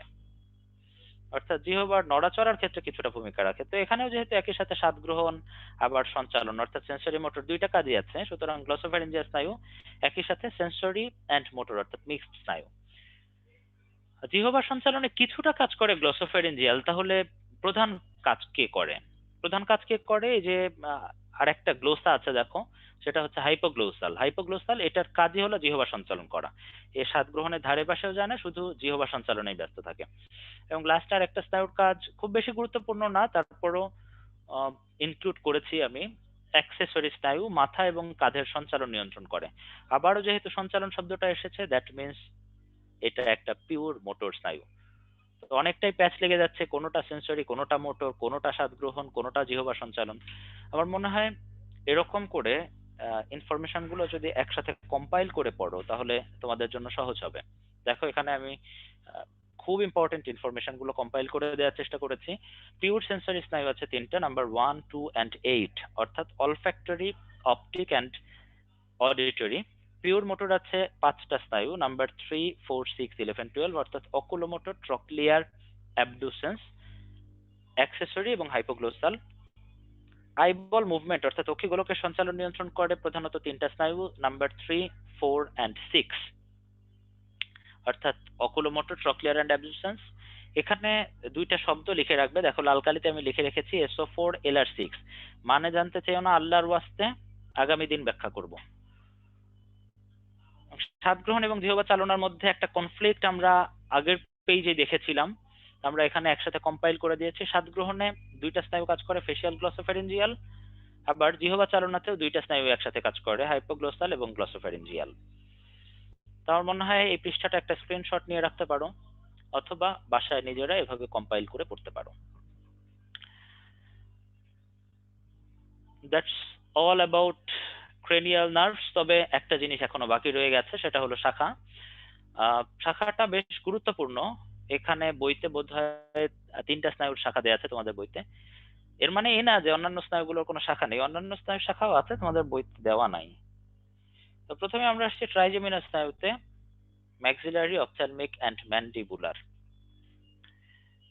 মনে রাখার জন্য অনেকেই মম নামের একটা নেমোনিক ব্যবহার করেন। এম তে ম্যাক্সিলারি, ও তে অপথ্যালমিক, এম তে ম্যান্ডিবুলার।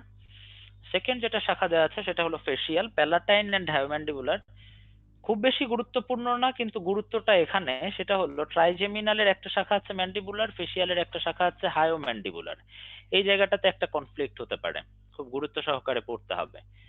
সবশেষে আমরা আসছি ভ্যাগাসে। ভ্যাগাসের নাম্বার কত? চ্যাট বক্সে লিখে পাঠাও, ভ্যাগাস কত নাম্বার স্নায়ু?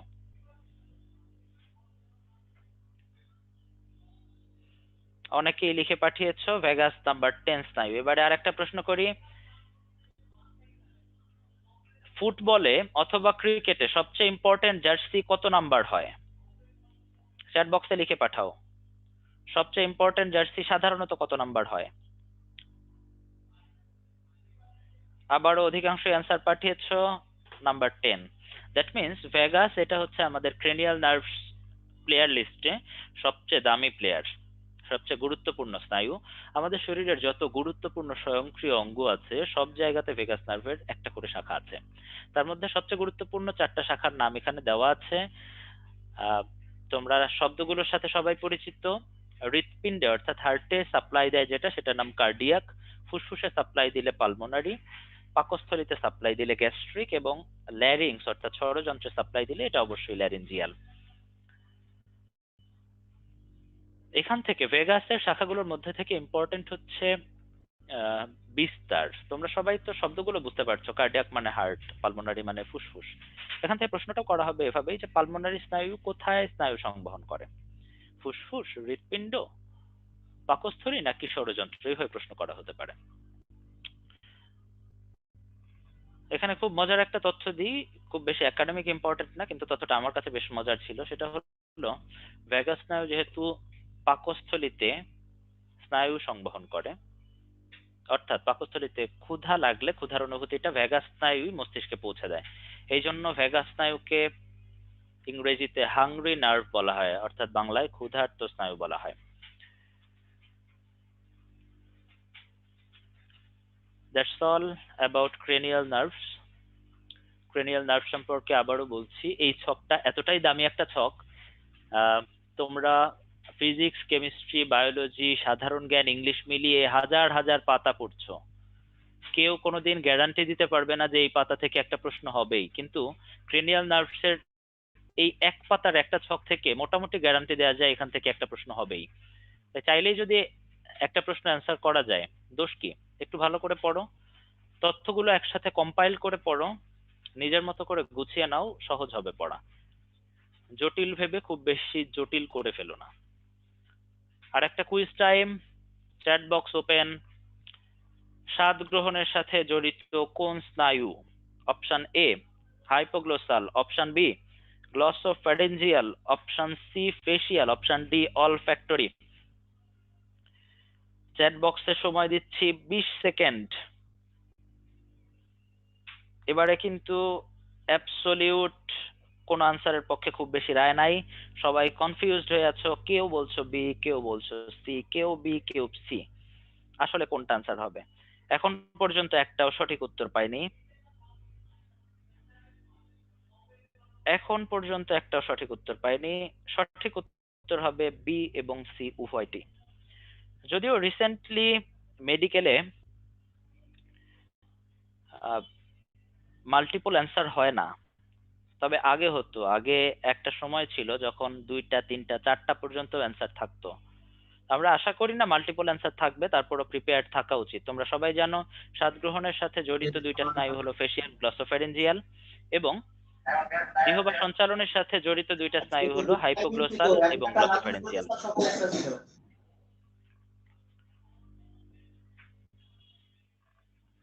Next quiz, ready everyone? প্রশ্ন হলো, কোন স্নায়ু বিশুদ্ধ সংবেদী? Option A auditory, option B glossopharyngeal, option C facial, option D trochlear. Answer everyone, chat বক্সে সময় 20 সেকেন্ড।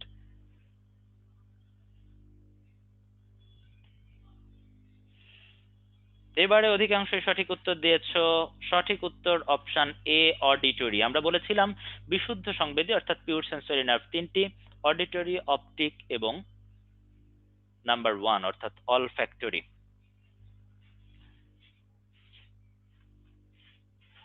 আমরা আজকে লেকচারের একেবারে শেষ পর্যায়ে চলে এসেছি, আর একটা টপিক আছে, তবে তার আগে আবারও একটা আইস ব্রেকিং সেশন 2 মিনিটের জন্য।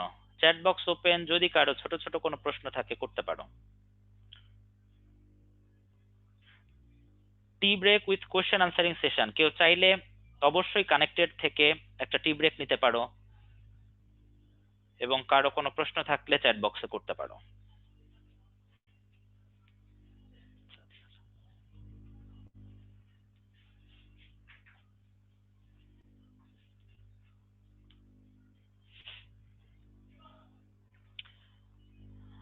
খুবই সুন্দর একটা প্রশ্ন করেছো, সবগুলো করোটিক স্নায়ুর শাখা রয়েছে কিনা? অপটিক স্নায়ু ছাড়া, অপটিক, অলফ্যাক্টরি, এই দুইটা স্নায়ু ছাড়া, সরি আর একটা আছে, অপটিক, অলফ্যাক্টরি এবং হাইপোগ্লোসাল, এই তিনটা স্নায়ু ছাড়া বাকি সবগুলো স্নায়ুরই সাধারণত শাখা রয়েছে। প্রশ্ন এসেছে হাংরি নার্ভ কাকে বলা হয়? হাংরি নার্ভ ভেগাস নার্ভকে বলা হয়, কিছুক্ষণ আগেই বলেছি। ঐচ্ছিক পেশি সংকোচন প্রসারণ কোন অংশ নিয়ন্ত্রণ করে? অনেকক্ষণ আগের প্রশ্ন, সেরেব্রাম। দুইটা উত্তর থাকলে কি করতে হবে? যদি অ্যাবসলিউট দুইটা উত্তর থাকে অবশ্যই দুইটা উত্তর আনসার করে দিয়ে আসতে হবে। মাইক্রোগ্লিয়া এবং নিউরোগ্লিয়া এর মধ্যে পার্থক্য কি? মাইক্রোগ্লিয়া এবং নিউরোগ্লিয়ার মধ্যে পার্থক্য হলো microglia is one of the types of neuroglia, অর্থাৎ নিউরোগ্লিয়ার 4টি প্রকার রয়েছে, তার মধ্যে অন্যতম একটি প্রকার মাইক্রোগ্লিয়া, যেটা ফ্যাগোসাইটোসিসের কাজ করে থাকে।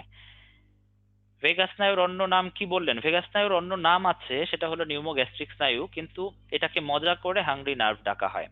রক্তচাপ পড়ে গেলে মস্তিষ্কের কোথায় সংকেত যাবে, পন্স নাকি মেরুলা অবলাঙ্গাটা? খুবই সুন্দর প্রশ্ন। এটা যদিও রক্ত চ্যাপ্টারের সাথে রিলেটেড, তারপরে বলছি রক্তচাপ পড়ে গেলে দুইটা জায়গায় প্রধানত সিগন্যাল যায়, মেরুলা অবলাঙ্গাটা এবং হাইপোথ্যালামাস, তারা বিভিন্ন ভাবে রক্তচাপটা কন্ট্রোল করার চেষ্টা করে। প্যালাটাইন কি? প্যালাটাইন শব্দটার অর্থ হলো তালুতে বিদ্যমান। ফেসিয়াল স্নায়ুর কিছু শাখা আছে যেগুলো মুখের তালুতে থাকে, এই জন্য এটাকে প্যালাটাইন শাখা বলা হয়ে থাকে।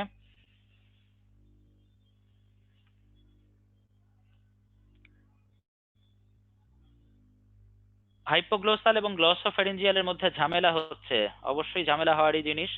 হাইপোগ্লোসাল, গ্লোসা শব্দের অর্থ জিহ্বা, হাইপোগ্লোসাল স্নায়ু শুধু জিহ্বাতেই থাকে, এটার কাজ হলো শুধুমাত্র জিহ্বার সঞ্চালন নিয়ন্ত্রণ করা। অন্যদিকে গ্লসোফ্যারিঞ্জিয়াল, এখানে নামে দুইটা অংশ আছে, গ্লসো মিন্স জিহ্বা, ফ্যারিংস মানে ষড়যন্ত্র, সরি ফ্যারিংস মানে গলবিল। গ্লসোফ্যারিঞ্জিয়াল স্নায়ু দুইটা জায়গায় থাকে, জিহ্বাতে থাকে, গলবিলে থাকে। এদের প্রধান কাজ জিহ্বাতে স্বাদ গ্রহণ করা, জিহ্বার চলাচল করানো এবং গলবিল সঞ্চালন করা। স্নায়ুগুলোর বিস্তার মনে রাখতে হবে কিনা এটাই লাস্ট প্রশ্ন, এরপরে আমি কোনো প্রশ্ন নিচ্ছি না। স্নায়ুগুলোর বিস্তার মনে রাখতে হবে, কিন্তু সেটা মুখস্থ করে না। তুমি কিন্তু চাইলেই লজিক্যালি মনে রাখতে পারো। তুমি যদি কাজটা মনে রাখো যে অপটিক স্নায়ু দর্শন অনুভূতি মস্তিষ্কে পৌঁছায়, তাহলে তুমি খুব সহজে বুঝতে পারছো যে এটা চোখেই থাকবে, কারণ দর্শন অনুভূতি তো আর কান থেকে যায় না। তুমি যদি মনে রাখো যে ভেগাস স্নায়ুর একটা শাখা আছে কার্ডিয়াক শাখা, কার্ডিয়াক শব্দটা দেখেই তুমি বুঝতে পারছো এটা হার্টে থাকবে। এভাবে বিস্তার যতটুকু মনে থাকে ততটুকুই না, বাকিটা মুখস্থ করার কোনো প্রয়োজন নাই। আম, আমরা নেক্সট টপিকে প্রসিড করছি। আমাদের আজকের লাস্ট টপিক সুষুম্না কাণ্ড অথবা স্পাইনাল কর্ড। আমরা শুরুতেই বলেছিলাম যে আমাদের কেন্দ্রীয় স্নায়ুতন্ত্রের দুইটা অংশ আছে, যার প্রধান অংশ মস্তিষ্ক এবং বাকি অংশটা হলো সুষুম্না কাণ্ড।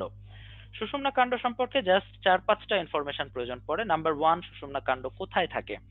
আমরা মেডুলা পড়ার সময় বলেছিলাম মেডুলার নিচ থেকে সুষুম্না কাণ্ড শুরু হয়। মেরুলার নিচ থেকে সুষুম্না কাণ্ড শুরু হয়ে পুরোটা মেরুদণ্ড জুড়ে বিস্তৃত থাকে। তোমরা অস্থি চ্যাপ্টার যদি পড়ে আসো তোমরা জানবে মেরুদণ্ডের প্রত্যেকটা অস্থিখণ্ডকে কশেরুকা বলা হয়ে থাকে। এই কশেরুকা অথবা ভার্টিব্রার একদম কেন্দ্রস্থলে ভার্টিব্রাল ফোরামেন নামের একটি ছিদ্র আছে।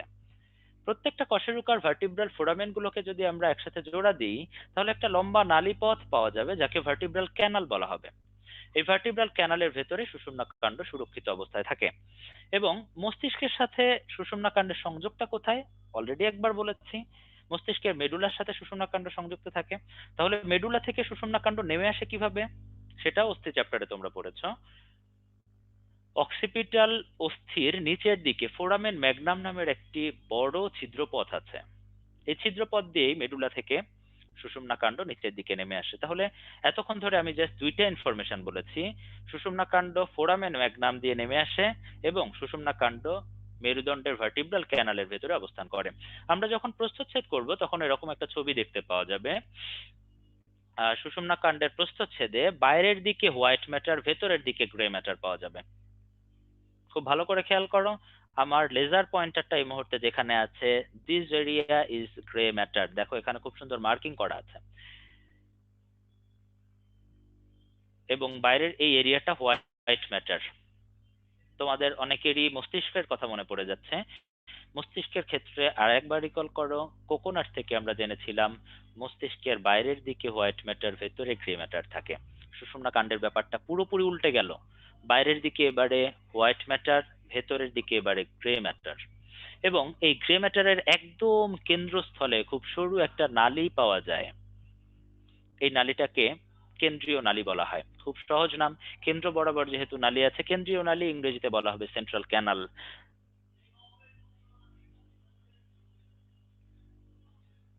কাজ কি?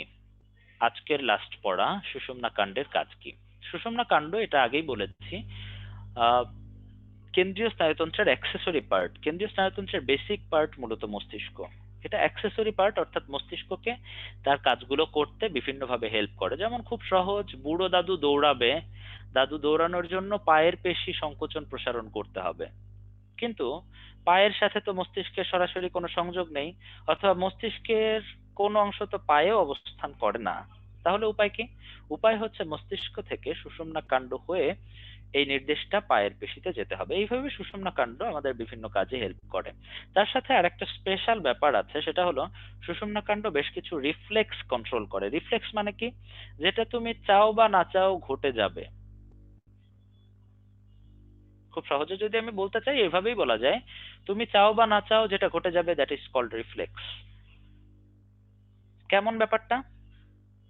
ব্যাপারটা হলো তোমার হাঁটুর একটু নিচে, দ্যাট মিন্স প্যাটেলার একটু নিচে যদি আমি কোন একটা কিছু দিয়ে হালকা করে ট্যাপ করি, হালকা করে আঘাত করি, তুমি চাও বা না চাও, জেগে থাকো বা ঘুমিয়ে থাকো, সজ্ঞানে থাকো অথবা অজ্ঞানে থাকো, তোমার হাঁটুটা অবশ্যই একটা জার্কিং মুভমেন্ট দেবে, তোমার হাঁটুটা অবশ্যই একটা ঝাঁকুনি দেবে। That is called reflex. এরকম যত রিফ্লেক্স আছে আমাদের বডিতে, এই সকল রিফ্লেক্স অথবা প্রতিবর্ত ক্রিয়া সুষুম্না কাণ্ড নিয়ন্ত্রণ করে থাকে। সুষুম্না কাণ্ড সম্পর্কে যদি কোনো প্রশ্ন থাকে আমাকে করতে পারো, chat box open for 1 minute.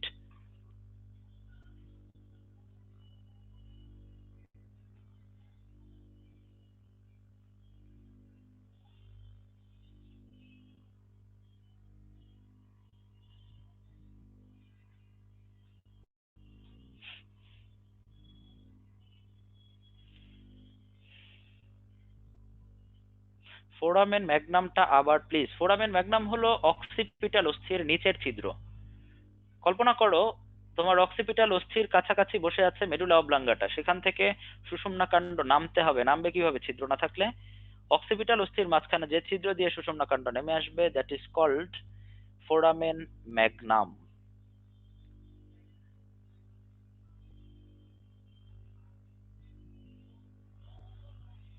রিফ্লেক্সের example চাও?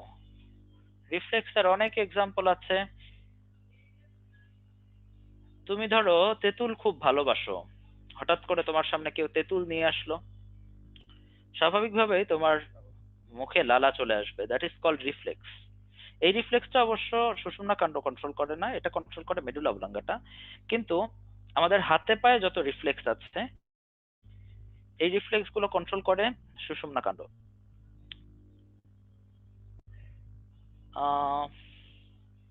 কেন্দ্রীয় নালী কি অনেকেই প্রশ্ন করছে। আমি তো বলেছি অলরেডি একবার যে সুষুম্না কাণ্ডের একদম কেন্দ্র বরাবর যে নালীটা আছে, খুব ছোট সরু নালী যে নালীটা দেখতে পাচ্ছি আমরা, এটাই কেন্দ্রীয় নালী।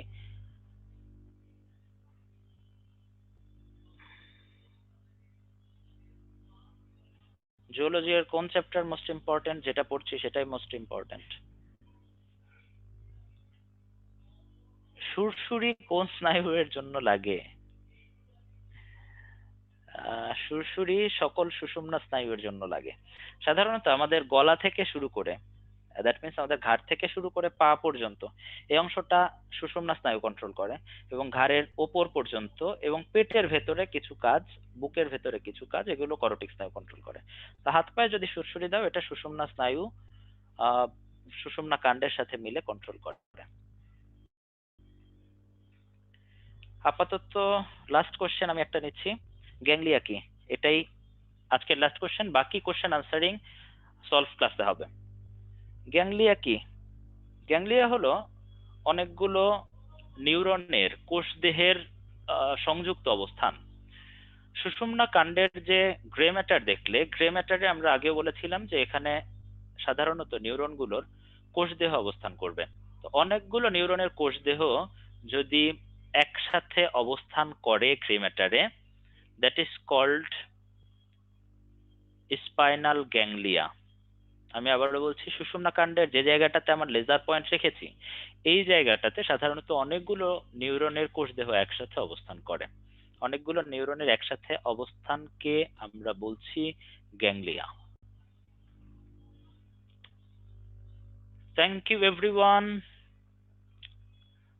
ভালো থাকো সবাই। নেক্সট ক্লাসে আবার দেখা হচ্ছে, তার আগ পর্যন্ত আল্লাহ হাফেজ। নাজিম ভাই? জি ভাই, আছে আমি। জি, আমি শেষ করলাম, থ্যাংক ইউ।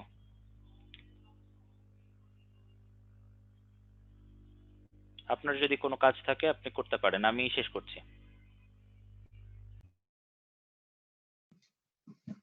তোমাদের জন্য লাস্ট একটা পোল আছে, পোলটা দিয়ে সাইন ইন না সাইন আউট? না সাইন ইন না সাইন আউট? তুমি সাইন ইন করবা, ইনে ইনে যাবে না, ইনে যাইয়ে এরপর একটা জিমেইল আইডি হবে, একটা পাসওয়ার্ড যাবে, এরপরে জিমেইলটা দিবা, এই যে আমি তোমার নতুন করে যেটা খুলে দিয়েছি ওইটা দিবা, আর পাসওয়ার্ড হচ্ছে জিমেইল পাসওয়ার্ডটা। ও হ্যাঁ, জুমের পাসওয়ার্ড, এই যে ওই জুমের পাসওয়ার্ড দেখো, তোমার নামে প্রথমত আর দিয়েছি, আর আমার ফোন নাম্বার দিয়ে পরে লাস্টে দিয়েছি, তো ওইটা দিলে এরপরে হচ্ছে তুমি ভিতরে ঢুকে পড়বা। এরপরে ঢোকার পরে ওখানে তোমার নিউ মিটিং, জয়েন, শিডিউল এরকম লেখা থাকবে, এর ওই যে জয়েনে দিতে হবে। এই যাদের নামের আগে কোচিং কোড নাই, সবাই কোচিং কোড দিয়ে আসবা। জয়েনে ক্লিক করতে হবে।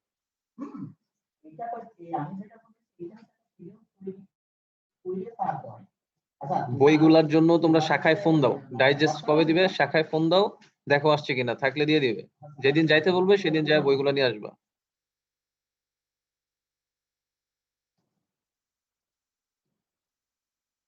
জিকের পিডিএফ পরীক্ষার আগে পাবা।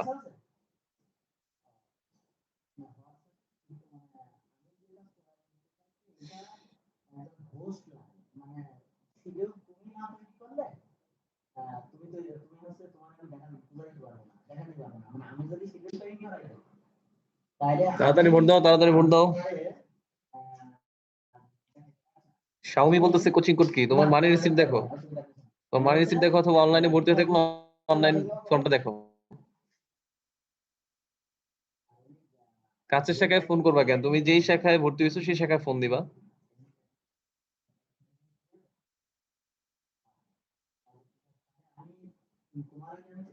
জিকে ইংলিশ কবে ক্লাস হবে? জিকে ইংলিশ ক্লাস হবে ভাইয়া, রুটিন গুলো ফলো করবো। আর সবার জন্য একটা মানে কথা হচ্ছে সবাই রুটিন ফলো করবা। কবে ক্লাস, কবে পরীক্ষা, কবে সলভ ক্লাস, সব রুটিনে লেখা আছে, কোন সময়ে কোনটা, সব জিনিস রুটিনে দেওয়া আছে, ওইভাবে ফলো করবা।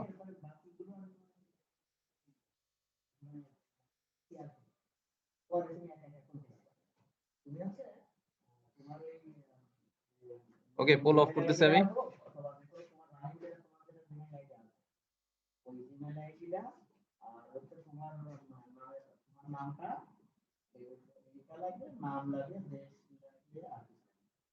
আচ্ছা, না না না, আরেকটা হচ্ছে ইউজার হিসেবে কি কার নাম ব্যবহার করবা? সে মেয়ের নাম দিতে হবে। ঠিক আছে, আল্লাহ হাফেজ। না না না না, আমি বলি এটা দুই রকম সিস্টেম। আমি করেছি দেখো।